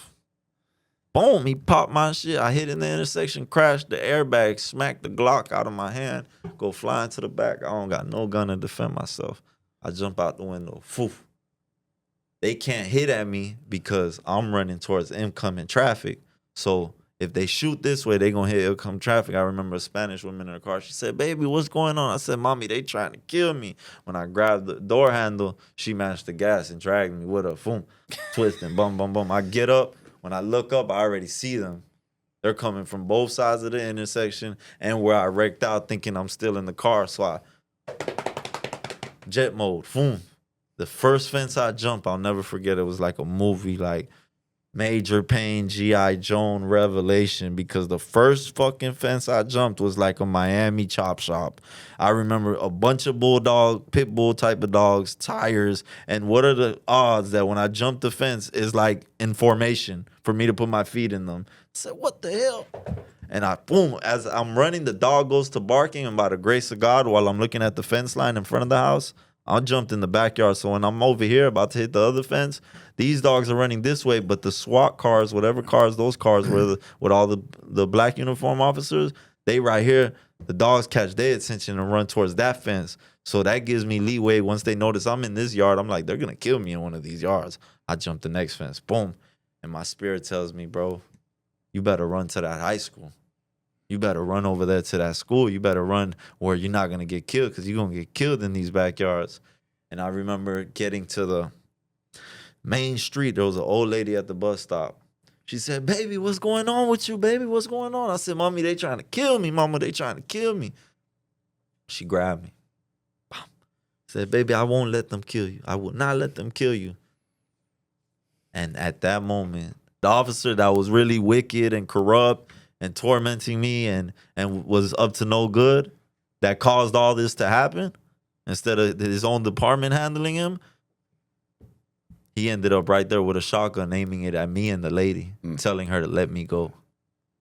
Let that motherfucker go. I'm gonna blow your fucking brains off. Took other officers from the department to get him out the way. Tell him put that shotgun down, because he was so veins boiling out his neck ready. He was mad that lady grabbed me. So 2 female officers who were actually blessings and were actually later on exposed the Chief Brooklyn, for abusing them and beating them. Bro, it was some wicked stuff going on over there. This is all documented. The FBI knew about everything. So long story short, he got kicked out. You know what I'm saying? The chief got fired. He was already doing all this sexual abuse to multiple women, and the other dude got out of there. It was a lot of corrupt, because being in the occult life, I don't represent the occult life no more, but when you're in voodoo, Santeria, maybe a certain type of Mason to a certain lodge, whatever it is, they got codes and brotherhoods and sister codes and all that stuff, Eastern Stars, all of that. So they gonna protect their own kind. They gonna protect what they got in the loop. I didn't touch a lot of stories. You guys could buy my book later on when I publish it to find out the other stories, but there's certain things I'm gonna have to rename and recode for the book, because there was stories I couldn't put on here about, like, when I was doing Santeria and voodoo, and how in those occult groups, how they would have family members or members that are officers, and they're in the loop. Yeah, I could tell that officer, yo, that dude's gonna drive with this much dope in his car. Take him down. And you think a whole cop took you down. Yeah, he a cop, but he really in the loop. He's corrupt.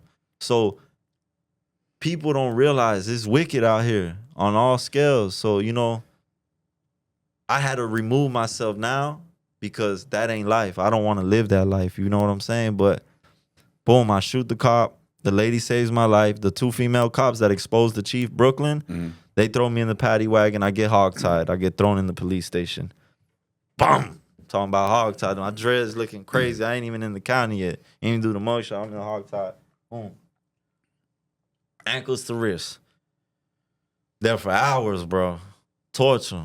Long story short, they telling me everything they gonna do. One of the biggest officers, the gang sergeants in Miami Gardens, he was I think his name Rodriguez. He cool people, but he into Santeria. A lot of people know him. He ain't ever do no corrupt shit. But as I was growing up, Officer Rodriguez and the other gang sergeant, they always like, get your life together. Oh, you doing the wrong type of witchcraft. Oh, boom, boom. Like he was always like, what a godfather's supposed to be like. Like, what are you doing out here? Like, they used to be like, man, go back to where your mama lived, man. Go past the train tracks, man. Right. You tripping. You know what I'm saying? So, long story short, shout out to them. But,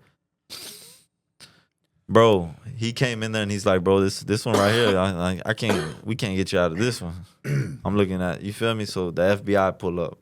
2 FBI agents, the chief of Miami Gardens, and the head detective, they put me in the interrogation room. Mind you, my dreads damn near ripped out of my head. I done been sitting hogtied all these hours. The FBI told them, take off them hogties. Take off everything. Put them in the room. They put me in a room like this. It was the 2 FBI agents on this side, the Miami Gardens chief and the detective right there. FBI said, sir, why did you shoot a Miami Gardens police officer today? I said, why did the Romans kill Jesus? Weren't they the police officers? They're like, what the hell are you talking about? He said, where did you get the gun from? I said, Jackie Chan was messing with the Jewish lady on pills, and that's how they got him. Then I was like, Christopher Columbus came. Then I said, Christopher Columbus came from overseas and killed all the indigenous people and then took over their land. That's murder. That's kidnapping. That's all these crimes. How am I supposed to obey the law if they committed all them crimes and made up the law? Why are you saying all this? That's what my spirit, bro, that's how I came. Tell them, what about the history of Blackfoot Indians? What about all of that? How are you going to tell me about the law? So the FBI agent is like, yo, you got a lot of knowledge. You know your history. I said history was my favorite class, even though I dropped out of school. And then I seen his ring. He had a Mason ring. He had a ring on his. I said, "Oh, you a traveling man?"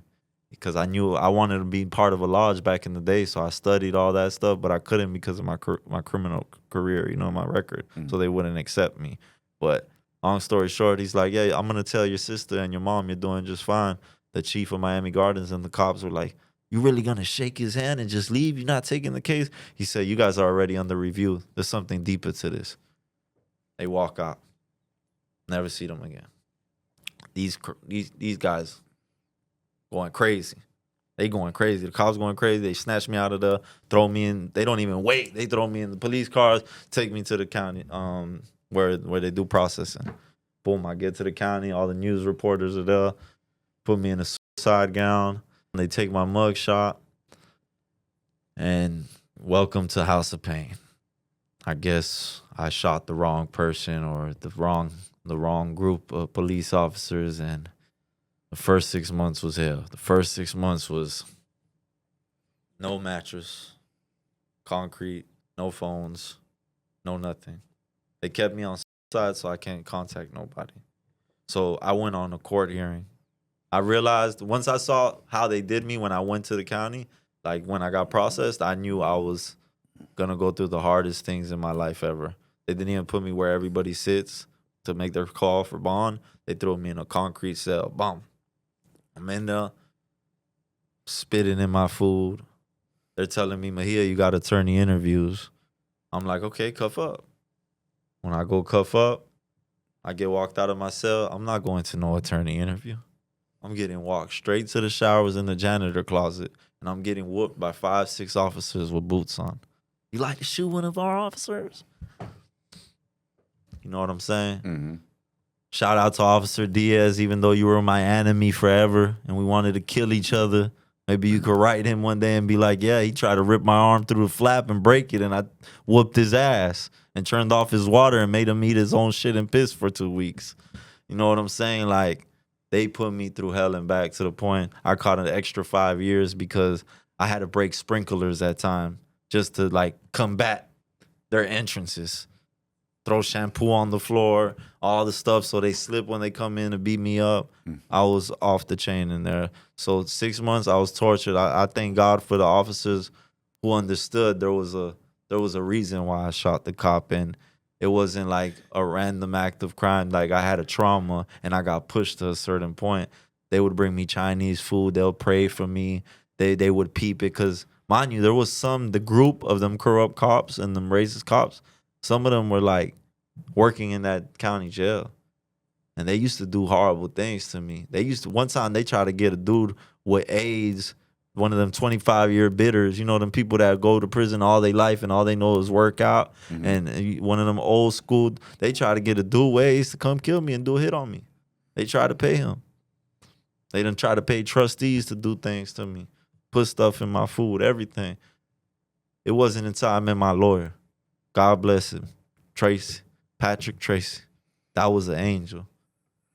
All the lawyers I try to hire, everybody was like, "Man, you got to give me $75,000 or better, man. Your case, $150,000.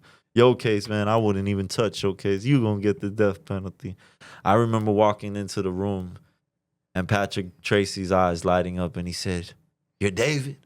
I said, "Yeah." He said, "You're my political rock star, baby." Bomb. I said, "What the hell?" I said, "I like you. I'm gonna hire you. I'm a political rock star." What that mean? He said, "Bro, have you ever seen your interrogation? I've never seen an interrogation like that in years. I've been a lawyer for years. And the judge said, you mentally insane?" He said, "Boy, you looking at NGI right now. What's that? Not guilty due to insanity." Okay. So that's the route he wanted to go, but we didn't go that route. But long story short, I went through a lot, bro. I snapped at the court hearing. That went viral because I'm at bond hearing, and I'm like, they're like, I realized when I was in processing that these guys are gonna F me up. These crackers are gonna crack my head open in here. Right. So long story short, the bond hearing was like my way to reach out to the world, tell everybody, "Yo, I need your help." So nobody's gonna hear the corrupt story. The news ain't gonna let me. So I said it at the bond hearing. I said, "Yo, my life endangered by crooked cops, Your Honor." I'm representing myself, but I got an attorney. Because I already know I have money put up. I know I'm getting an attorney. But for that moment at the plea, the arraignment, I was like, man, I'm going to tell them I'm representing myself so I can speak. So This is right after you got to the right after, county jail. Yeah, This the wasn't next day. 6 months later. No, this right. was the next day. So I'm telling them, yo, I'm representing myself for the moment. I got a paid attorney. My life was endangered by crooked cops. They try to kill me. Y'all got more blood on your hands than I got on mine. What about my brother Trayvon Martin? What about the dude they offered a bond to that shot a church, and y'all ain't gonna give me a bond because I shot a cop? I try to give them all the beans I could give them, like, yo, let's be fair now. But the judge was like, nah, you're mentally ill. You can't say all of that. Yeah, he's definitely psyched. And the whole time, I'm telling the truth. The crazy part, to this day, I got all that paperwork that they left me hospitalized in 2014, the same officer that I shot, everything. Like, all that stuff is on black and white. So it's not like, oh, he's capping. I never got on nobody's paperwork, discovery, snitched on nobody to get my plea. That's verified. You could go to court and find that out. So it's like, God did this. The universe did this. People's right judgment and the investigations they did on their own to see, like, yo, that kid was living through some shit. And I truly believe, like I was telling him, because I couldn't name drop that one person, it's like if they were to pop me about, like, on that situation, it was too many other parties involved that are, like, in high places, like, politically, bro. And, like, when they talk about Epstein and all these people, Epstein. A lot of people don't know Epstein was dealing with a lot of people from West Palm Beach. Don't forget I lived in West Palm Beach. A lot of those girls that say they used to be with Epstein, I know like 2 of them, like, and then being with the Italians and the millionaires, Kenny, Tony. There's a lot of politics involved when, like, yo, he's associated, bro. You know what I'm saying? Like, all type of people, like, and I didn't even know I was associated to it. So it's like, I ain't nobody. I ain't the brick man. I ain't nobody, but I definitely been in the room with a bunch of people that, like, yo, what the hell? How did he get in that room with them type of people? Like, from political people to gangster underworld people. So it's like, I look at God giving me this second chance to show people I could change for the better and not go back to the street life. And these last 6 months being out of prison been about that for me. But going back to the story, I'm in there. Patrick takes the case. He's like, bro, I never seen an interrogation like yours, bro. He's like, bro, that was incredible, bro. Boom, boom, boom. Long story short, I'm fighting these cases in the county. Takes about a year and a half. He gets me a beautiful plea.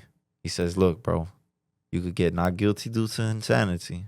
It's how corrupt the system is. He said, bro, if you would have shot a regular person, the judge said you would have been out. But since you shot somebody in uniform, you know what this got to look like. Got to look good. He said, you lucky I play golf with everybody. I love you, boy. I said, what?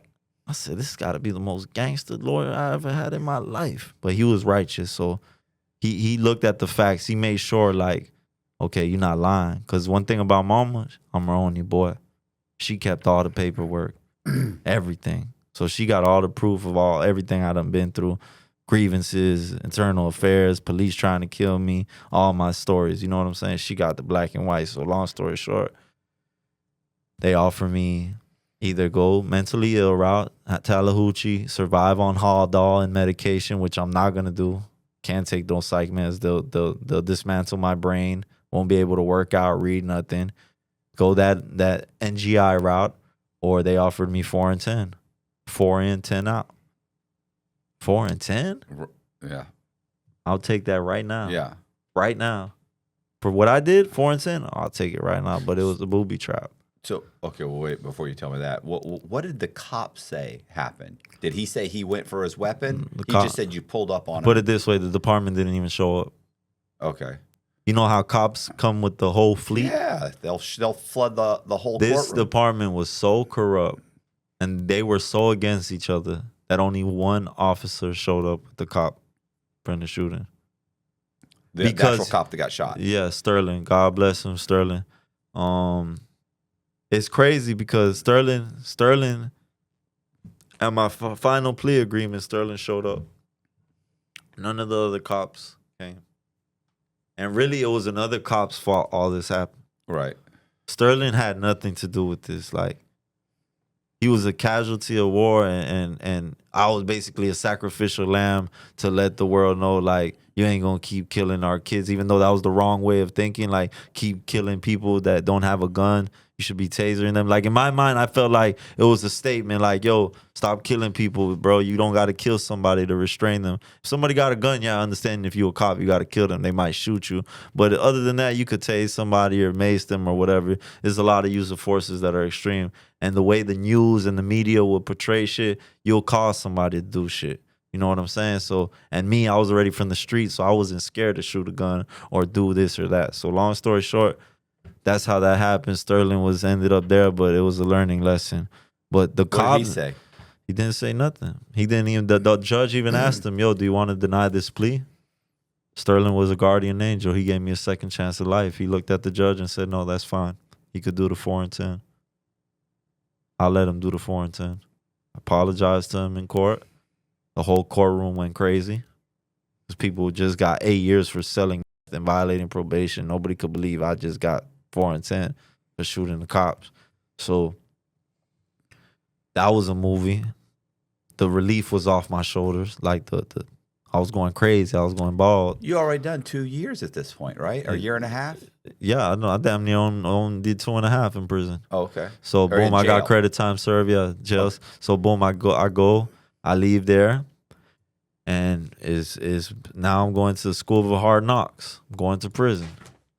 I go As to a guy that shot a cop. yeah. So I already had a big reputation because remember I told you that I got my name from the Zopound dude, Yeah. the Obese, who got a life sentence now. So I got a lot of hood rep. Mind you, everybody in the hood who in the streets, you're gonna end up in prison. You don't want a hood rep. You want degrees. You want resumes. So when I get to prison, after they do the squad process, search me, get off the bus, shave my face, all of that, 30 minutes into the prison, I already got a phone. Big boy phone. Hey, that's you, Grant? Oh, you used to be with my nephew doing this and that. Matter of fact, look. Big boy, what was that shit? A Galaxy. I remember, I'll never forget it. I ain't gonna say his name. I'm gonna say Joe Cool. It's gonna be his name. If you know, you know. Joe Cool came to the child window like this and went like this. He said, "That's for you." I said, "What?" I'm looking at everybody that just got off the bus looking at me like, yo, that nigga talking to you, bro. I'm like, now all these in my game room know I got weed, know I got green, know I got a phone, and I'm getting this fresh off the bus. So that created envy off the rip. Prison, you know, people don't got shit. So they wondering like, who's this white boy? They don't know I'm Colombian and I be in the Haitian neighborhoods and be in all these different hoods and people know me for years. So they like, how's he getting off the bus? And we gangbanging for this dude. And he don't even give us a phone and a sandwich bag of work. You feel me? So the dude gives me all of that. Next day, the police shake us down, take all the green. They don't find this. So still on the phone. We on the phone, making money and fast. My first month in prison taught me I'm in the streets. There's no guns. I'm in a secured environment, but there's no fun. Like, I became the house man on every shift. I controlled with my brothers who came out and who did what. We had everything coming in through the gates, through officers and everything. And I ended up, in the beginning, I was friendly. In the beginning, I always had a good heart. I always wanted to help people. So I try to make living in prison the easiest experience for us, which, man, we always have food. We always have phones. If we had to pay female officers to hook up, bring us whatever, that's what we did. My whole game was numbers, like how Rajo taught me how to Mac. Mm-hmm. I used all my macking skills in that flap. Girl, what's up? Let me pay for your nails. What I gotta do? Who I gotta beat up? Who jacking they dick off to you? You know my little brother smack him in child line. What I gotta do, girl? Bring me a G-Shock. I'm gonna pay for your nails tomorrow. I'll break the ice or shit like that. Let me go buy you a chip around. Let me buy you a shebang and a chip around and a soda and an icy pop. What you need that? And believe it or not, we took over and other organizations were like, they were hating and I wasn't a gang member. You know what I'm saying? So I moved in so fast. I built a rep for myself, but a lot of people were trying to get me out the way. Right. So prison, and you see me, I don't work out. I don't care for none of that. My whole life, I've been like gun toting and all that. So like right there, prison made me into a man. Like even though when I was little, they used to make me fight and all of that. In prison, I had to really drop my nuts. Like if I show anybody any type of weakness, they're going to take advantage of me. So that happened in my first prison. I went to Moorhaven. From South Florida Reception Center, I went to Moorhaven. At Moorhaven, I got introduced to a ring of corrupt officers. One of them got indicted, I think, last year. He was a homosexual officer. His name was Lawson. He was out of control. He was out of control. He would bribe fresh meat coming to prison, convince them to do stuff with him just for exchange to have a great job or he was out of control. He got in trouble. He was doing fraud with people's social securities and shit from prison. But that camp was out of control. I ended up getting caught selling cocaine over there and got introduction of contraband and got more time.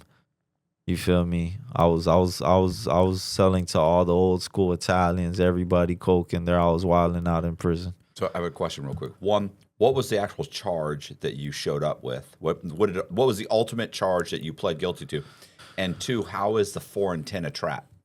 Okay, I think I got about 6 attempted murders. I got premeditated. I got fleeing and eluding. I got possession of firearm by a felon. I got 2 emergency sprinkler, whatever, carried 5 years for breaking the sprinklers. And it was that's this last charge. That's what sent you to prison. Yeah, the gun shooting. They just. Yeah, they stacked all that. It was and about. when you finally pled guilty, you pled guilty to all that, or they didn't drop all of them, say just this one? No. I pled to all of that. Because the feds will do that. They'll hit you with 12 charges, and they'll say, "Well, we'll drop everything you plead to just." Yeah, I had to plead guilty to all of that, and then the trap was that they knew I couldn't do probation. Okay. They knew I couldn't do probation. My stats. I've been from a kid. I got a laundry list, so they already saw like, you know what. He gonna bite the bullet right there. He's gonna end up doing 14. Look, imagine I was already looking at 15 more when I got caught selling coke at Moorhaven. They brought the sheriff with the warden. The warden came to my cell door. I was in a dorm called the White House, C5. Doof. Hey, Mejia, you're going back home. So what you mean I'm going back home? He's like, yeah, you're going back to Miami, but first you're going to the county jail. So what you talking about? He said, yeah, man. That coke you been selling? I said, fuck, boy, you be doing the too. He got mad. Sheriff booked me, handcuffed me, threw me in the cop car, took me across the street from Moorhaven to the county jail, gave me introduction to contraband. So that's when I got my first taste of we'll fuck you over and we're going to act like we don't know what the fuck is going on. You know what I'm saying? Even though they were playing a role helping me get drugs into the prison, I was like, okay, we're done using Mejia. Bomb. Send me to the county, get me transferred. Bomb. That's what they did. So that was my first experience of I gotta watch these fools. Like they were pawning me. And then from there, I just kept elevating in that world. And I got deeper and deeper into stuff in prison. I ended up at Dade CI. Dade CI was one of the craziest prisons. It's in Miami and Homestead. It's half LGBTQ, half gangsters. So it's a wild camp. People get stabbed every day over there. Mm-hmm. All type of stuff. People becoming jizzles. People don't, for all the rumors, people don't get like that in prison. Like people give up they butt. They either, some dudes act like a girl so they don't got to get bullied or extorted or pressured, so they just become a girl in there just for that. Then you got the ones that are just gay. Then you got the other ones that are just on Molly and drugs being gay. But all that, people are just going in there and taking your manhood. That's very rare occasions. I've seen that probably twice my whole nine years. You know what I'm saying? 14 in total, but these last 9, I seen that one time that the dude got so messed up, he beat his bunkie up and we found him count time, you feel me? Like we went count time, I was the houseman, and we seen the dude just bodied him, and the other dude tripping in the day room watching TV. So prison is a wicked place. Don't let nobody get behind you. But from there I went to day CI, and then that's when I learned there's no morals. There's no streets code. There's no loyalty. Day CI taught me, when I watch Officer, I think his name was Officer, damn, bro. I could talk about it because they already got indicted. They got in trouble for it. It was, I think Officer McDonald, and I forgot the other white boy name. It was 2 officers. They were sergeants. They got indicted by the feds. But the HCI was so corrupt, we had everything coming in through laundry. The center gate where they bring in the laundry from, they sent all the inmates' laundry out to the compound, to warehouse. But the officer that was working that booth right there, he got indicted by the feds. But you just back then you used to just give him some money or buy him something. He letting you bring everything through the laundry bin. So that's a camp where I saw a lot of corruption, and where officers ran it like a gang. Like, we ran that shit. Like, our officer helped us bring our shit in, and then competition get knocked off. We robbed them. Imagine, like, we know you bringing in a load from outside grounds. We knock your officer off, get him out the way, and you're the dude who put the play together, and we keep all your shit you threw out there for us. You get what I'm saying? You thought you threw something out there to pick up garbage, and then we get you out the way, and we just came up for free. And then I watch my big homie. I watch people do that. The people I was around do that, and then I realized, okay, that snitching shit. These boys are snitching, and nobody's saying nothing. Like, they acting like this shit. Like, but to me, that's snitching though. But I gotta play my role. Cause get what? I don't want to be the one at the end of that knife. Mm-hmm. I don't want to be the one getting stabbed. You know what it is for me? I was in prison with these teeth on. I always had jewelry on, everything. You know what it was for me? All the shit I went through just for looking like a white boy who got it. I had to rock out every institution I went to, and I was a blood. I was registered blood, so I'm not accepted by the most bloods because he's a white boy. But I'm Colombian, full-blooded Colombian, and grew up with but if you don't know me, you're not gonna know that. The ones who know, they know, okay, that's family, boom, boom, boom. But the ones, they tested my nuts everywhere I went. I get to a new institution, a new prison, and I go in there, because as soon as I walk in the dorm, I used to have to be like, woo. They'll be like, what's your rrr? And I'm brrr, and they'll be like, oh, okay, you know your shit. But they'll be the ones that be like, nah, fuck that, he's a white boy. And I have to rock out with them, and I went through hell and back. Been to 9, in my last bid, I went to 9 different institutions rocking out. The worst one was Okeechobee. But at DCI, I learned that cutthroat business. Like, there's no loyalty. People are snitching.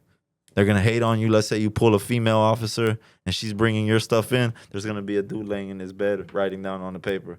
All right, at 9:32, watch the cameras. He got this from her. There's dudes doing that all day in there. So don't ever think they're doing that all day in prison. It's player hating to the max. You know what I'm saying?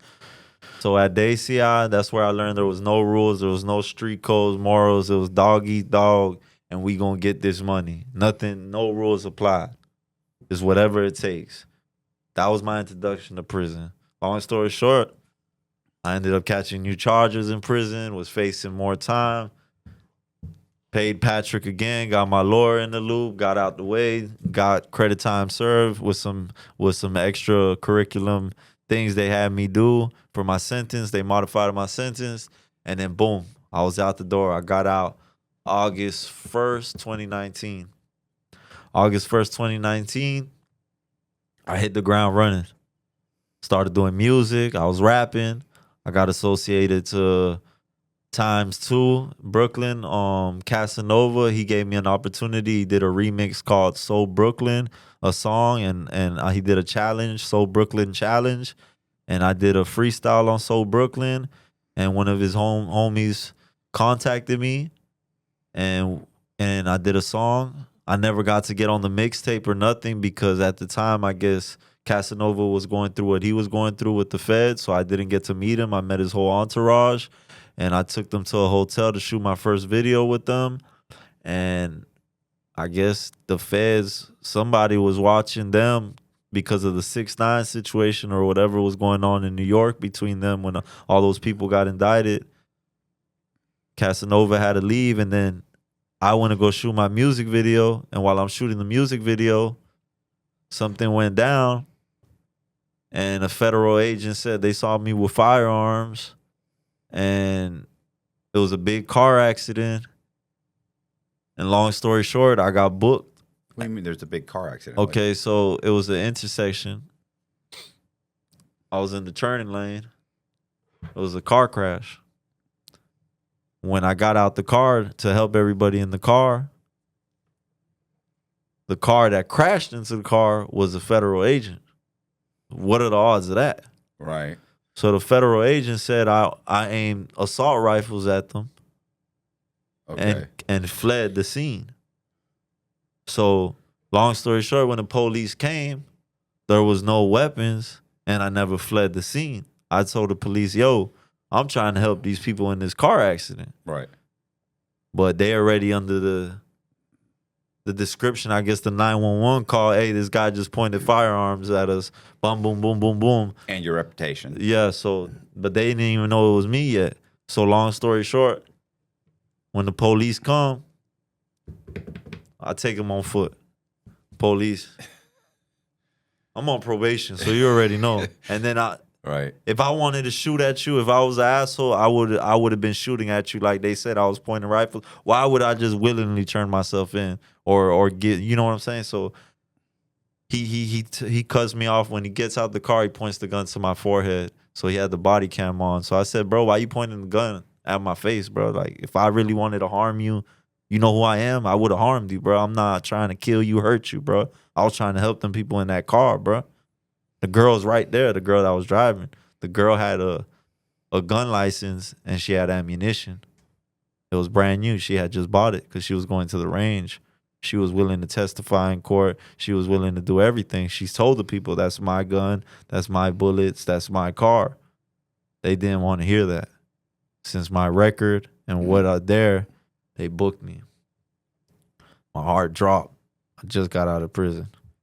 So went in there, see all the same officers. They're like, damn, you didn't last a hot minute out there. You back and you got gun charges and you got these charges and all of that. So you know I'm boohoo crying and boohoo crying. I can't believe it. That fast, life gone. Well, I'm in there. I'm going through it, bro. I'm going through it. I can't believe this is happening. I ended up hiring Patrick again. They hit me with possession of ammunition. They violated my probation. Looking at about 25 years. Yeah, but she's ready to say, if she's getting ready to get on the stand. That's not gonna stick. No, it's not gonna stick. But in Florida, any VOP could give you whatever. Basically in Florida, that's why we need to change the laws, y'all. We could work together, stop recidivism, stop committing crimes so you don't go to prison, but to make it lenient, like fair.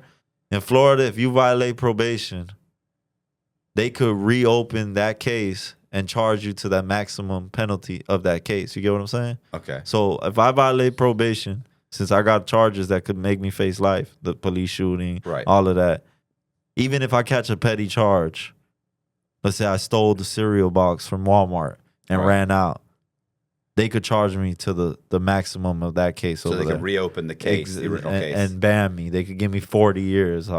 People, that's happening right now to many people in Florida courtrooms that violate probation. So that's why I removed myself from everything, because I have so many children that I love, and everything I'm doing right now for the community. Like, I've been fighting these demons every day. The last one is my marijuana addiction.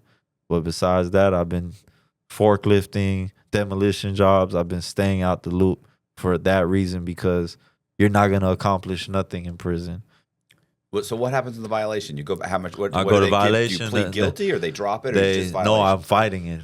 I'm fighting it for almost a year in there.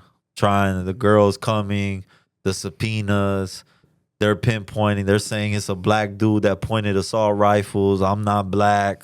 Same thing happened with the police shooting. They said it was a black dude who shot the cop.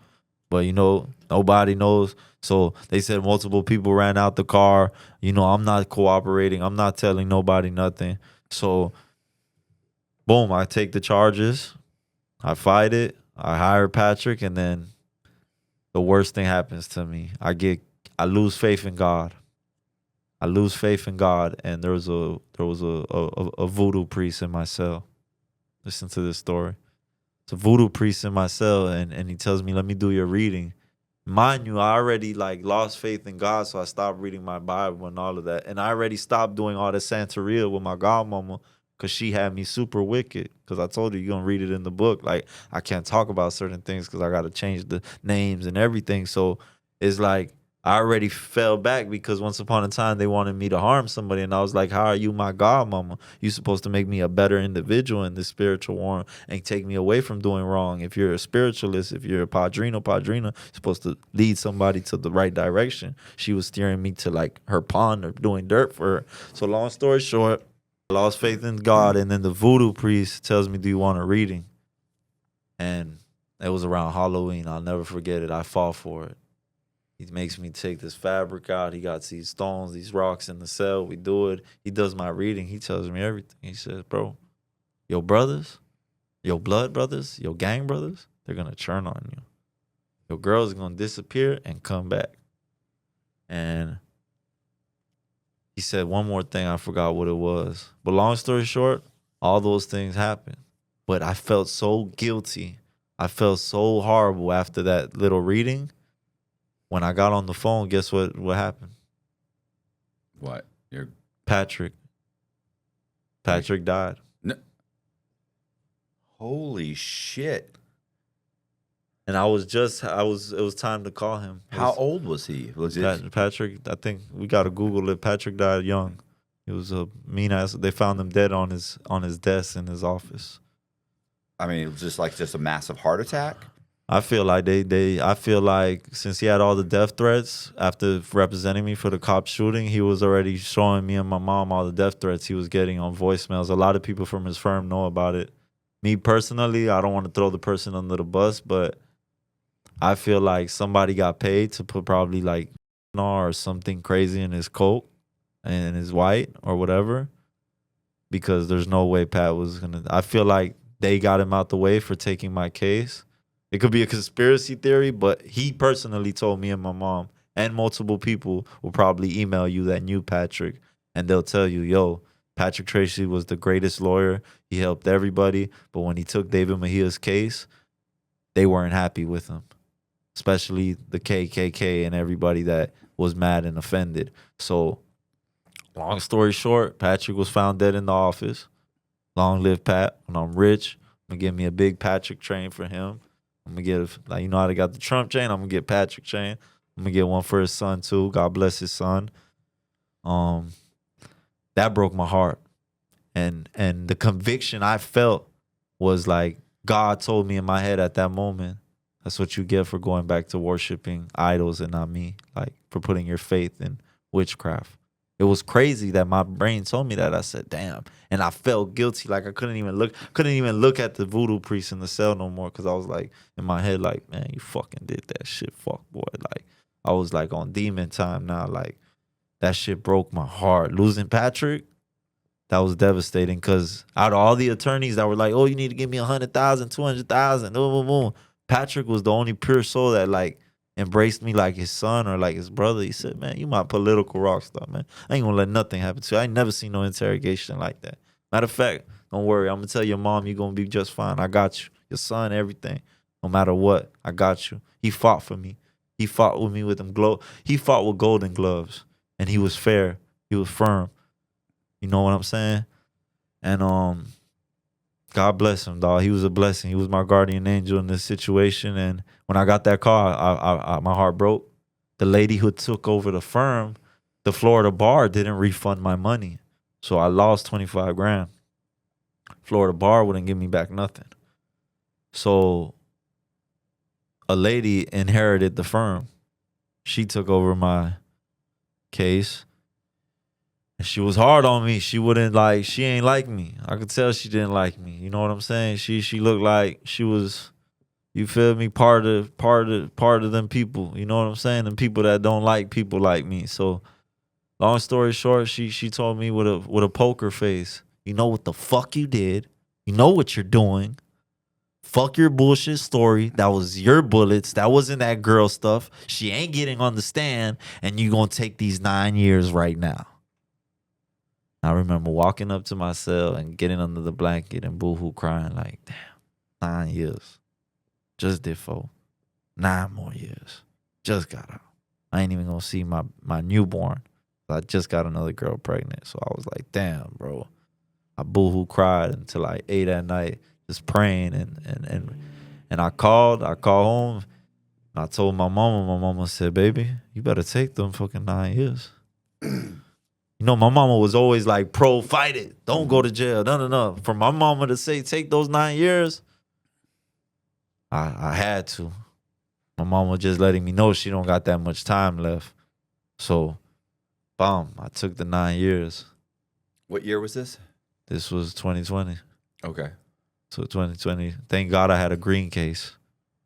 You get what I'm saying? So they ran them forward with the 9. Okay. You know what a green case is? No. A green case is, let's say you're out. They'll use your old prison sentence in Florida. They'll hold your old prison sentence and add it to your new. Okay. So I got credit for those 4 years on that 9. Okay. So I got to do only like 3.5 in from the 9. All right. You get what I'm saying? So they added it all together. So I didn't have to do that whole bit. So God gave me another chance. Boom. I get to prison this time. I got reputation from my first bid. Somehow I end up at the same prison where I got locked up at for selling at Moorhaven. You already know I know all the officers over there, everything. Go through that. I don't last a month there. Police, the Lawson, the freaky, the dude who runs this gets me off the pound because he already knows I don't like him. I ain't with the Fruity Pebble shit, how he makes brothers into fruitcakes and how he bribes people with commissary and jobs. Like, I'm not with that gay shit. Right. Like, God bless you, but no. So, and he don't like competition. If you sell dope, you out of his way. He gonna get you out the way. So long story short, he gets arrested, in trouble. Long story, boom. I end up at Okeechobee. Okeechobee was the craziest camp I ever been to, brother. It was a big-ass captain. Name's Captain Hamilton. His daddy been running the chain gang for years, too. Half the name drop you.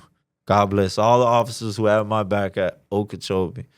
But Hamilton was nasty. I worked 3 shifts for him. He the type of officer that comes in with that white glove, goes like this to the rail. Oh, it's dirty. Go clean all the showers. If not, he gonna beat you down with his boots, his goons. He gonna mace you, all of that. Long story short, I was in confinement. I was going through a lot of gangbanging stuff, everything. Going through it with people for money, going through it with an officer that was dating my homeboy.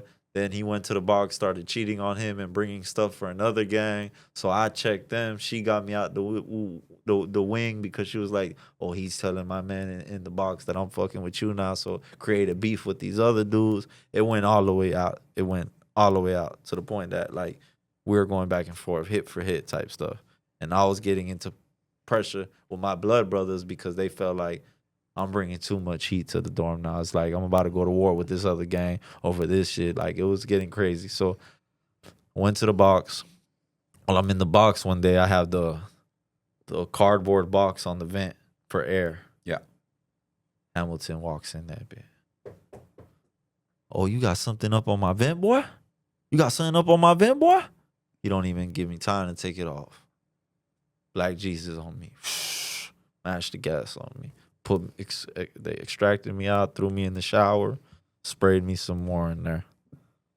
Tortured me talking about to the point I was climbing the handicap bars in the shower, trying to get my private parts in the shower head, like bad, you know what I'm saying?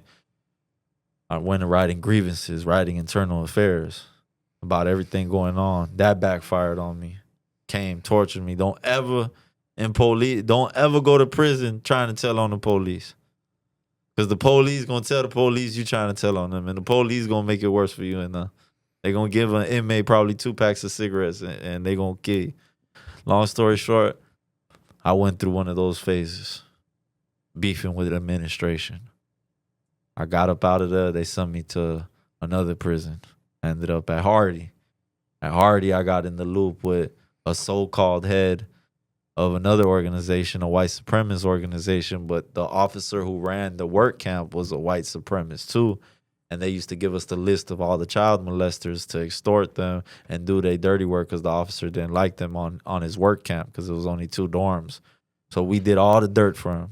All the Bloods, they were using all the Latino blacks and the Bloods, the gangsters, to do all their dirty work, and all the white boys were running the outside grounds. So they were all bringing all the shit in, had it in control, and they used us like pawns. So I took it to myself to be like, fuck them. Fuck what they got going on. So I tried to get the black and Latin officers on my team, the inspector general on my team, because it's corrupt. So I got involved in some movie crap over there. Long story short, it was like officer versus officer, gang sergeant versus gang sergeant, this mule against that. It was crazy. Officers were getting picked up left and right. People were getting arrested. People were getting stabbed. It was a shit show at Hardy. And I survived that. They told on me over there. You know what I'm saying? A dude that was working with the officer, so-called gangster, so-called the kingpin of the prison. He tried to get me out the way. He ended up getting out the way. And his own officer is the one who released him out of confinement and got him popped. And then they threw it on me. So basically they said, because he ended up on the helicopter, they had to take him up. He was on life support. They blamed it on me. They said, I'm the one who sent that. So they put me on CM, closed management. So while I'm in closed management, that was the craziest experience. Hardy had the most. They're going to cover it up. They never going to tell you guys anything. You know what I'm saying? They got some corrupt people, but they're not rehabilitating your family members. They not. Florida is probably, California, Texas, and Florida, the worst prison systems right now. And I believe they don't care, you know what I'm saying, about people changing their lives for the better, even though it takes you wanting to change for yourself. But I feel like in these prisons down here, by living it, they'll glorify you more if you do dirt, especially the majority of officers and administration. They want you to stay in your animalistic ways because it's easier for them to work. If they know you a shot caller or an enforcer, I don't got to leave my booth. Grinch got it. Mejia got it. Mejia's going to make his brothers hold down the dorm. He gets high on K2 and runs around naked. They going to beat him, throw him in the shower, and throw him in the cell. We make their job easier. So they like people who are shot callers, people who have influence in prison. But me doing all my time, I realized, how you going to stop recidivism? How you going to change people's life if you keep giving them poison and poison and poison? I was friends with one of the head of education at Hardy. He couldn't even get toilet paper for the students at the school hall in the prison or extra books or stuff. But they'll put money towards other silly things instead of trying to empower or better the inmates so they come back into society, not criminals, you feel me? Because at the end of the day, a criminal, even though we don't care about criminals because they chose their life, you got to realize a criminal affects all our lives because a criminal, God forbid, does something to one of your family members. So it should be important and rehabilitates people. You know what I'm saying? But yeah, in Coleman, the department that got the most money was the rec center, and the education, they had the inmates teaching all the classes. yeah, because they didn't have enough teachers. So I'm teaching classes. All the they call them, they were like the assistant. so you teachers. already know. Right. So and you were there being a teacher, probably doing the right thing, and you're watching stuff that you're going to take to the grave forever. Like, this is wicked. Well, they spent the most money on rec because that's what keeps everybody occupied. Yeah. It makes their job easier if they all have something to do. Exactly. As opposed to education, which is educating these guys to get out. And Yeah, maybe they not don't come back. they don't like They're that. not concerned We about have the mass incarceration rate of the world, so this is money to them, and it's sad, but it is what it is, I guess. But boom, I do that. I do my whole bit. I rock out all the way to the end. They try to kill me multiple times. I go to beefing with a certain sergeant. He starts like screwing the warden and the chief and all of them. So he runs the pound. So whatever he says goes. He's beating the crap out of us. He coming in there, taking my cell phones, my stuff, giving it to other inmates, throwing me back on strip.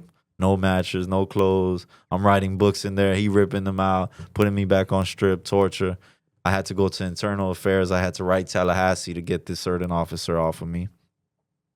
Then I got shipped to my last institution, which was DeSoto. And I EOS successfully from DeSoto. Got my little trades. I got educated, stayed out of trouble.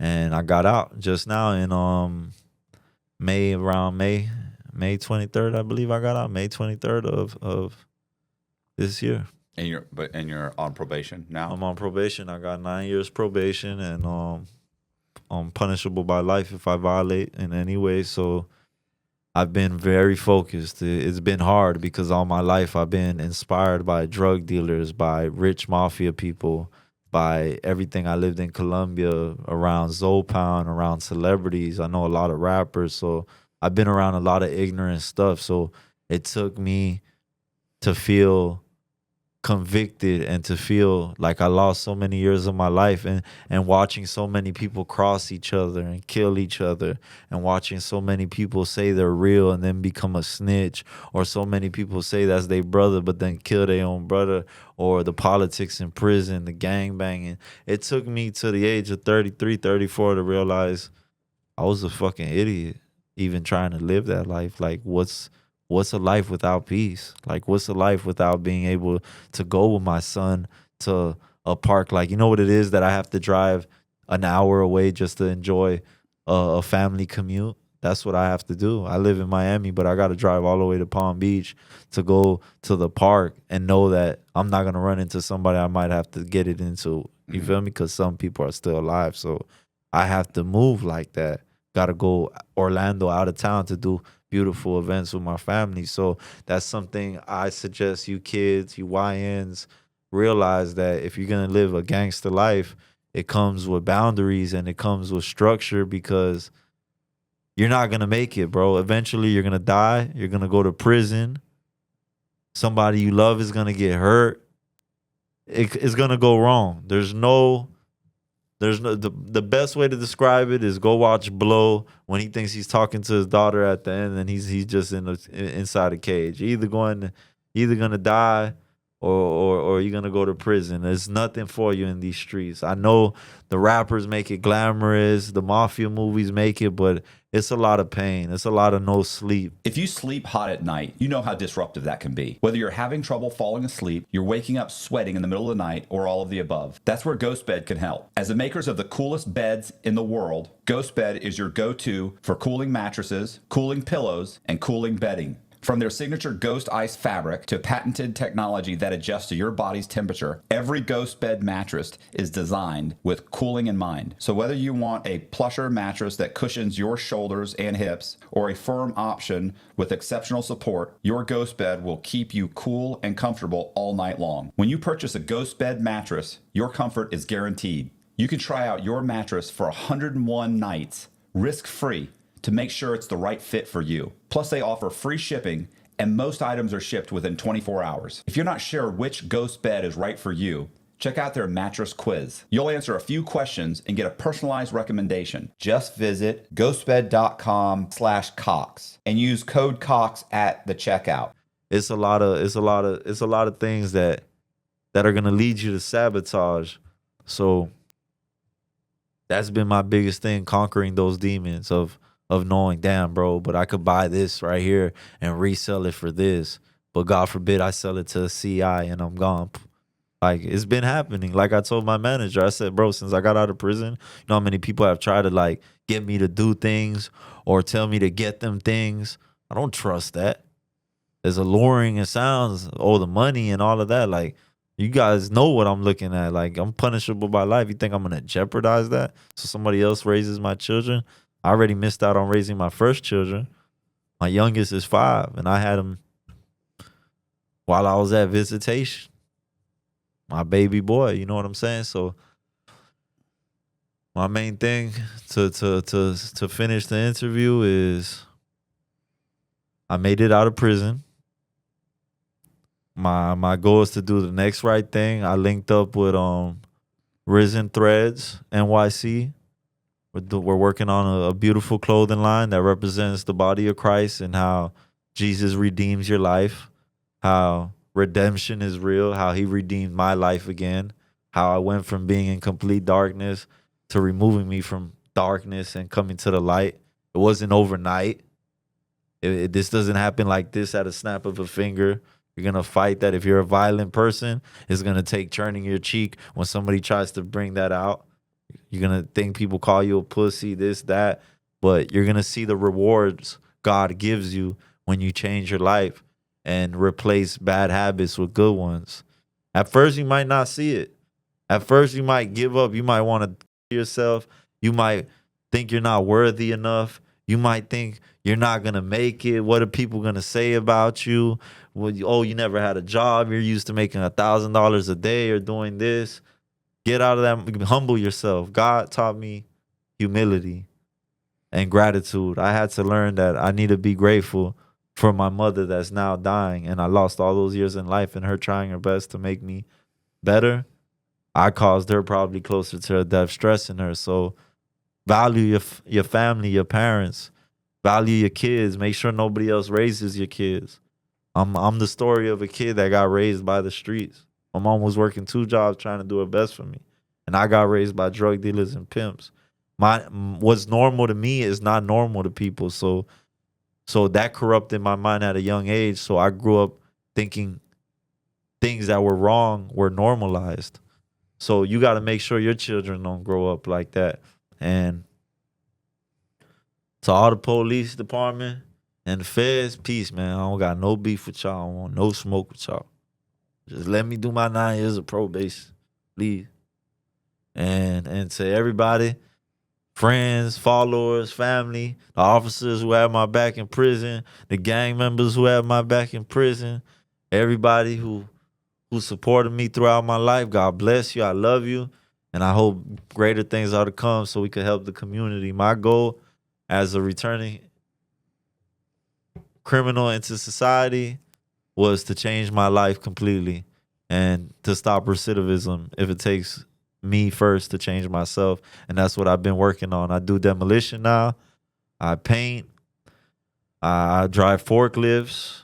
I volunteer and do homeless feeds. We clothe, give hygiene to the homeless.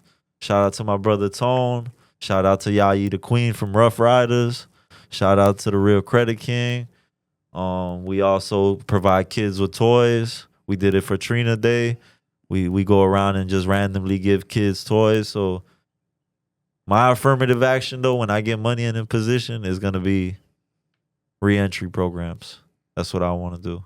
I want to create reentry programs where inmates get released into prison and could come to this property and work for a CDL, a plumbing and electrician company, and get on their feet at this sanctuary. And that would be my goal. And it was a pleasure talking to you, Matt. All right. I appreciate you making the drive. Hey, you guys, I appreciate you watching. Do me a favor, hit the subscribe button, hit the bell so you get notified of videos just like this. Also, if you want to follow David, we're going to leave all of his links, his Instagram and his YouTube in the description box. So you go there, click on it, shoot over there, subscribe, follow. Also, if you'd like to be a guest, please consider going to our website. We're going to leave the website in the description box. Also, you can go to the guest page and you can fill out an application, leave a short video, and we'll get back with you. Thank you much. See ya.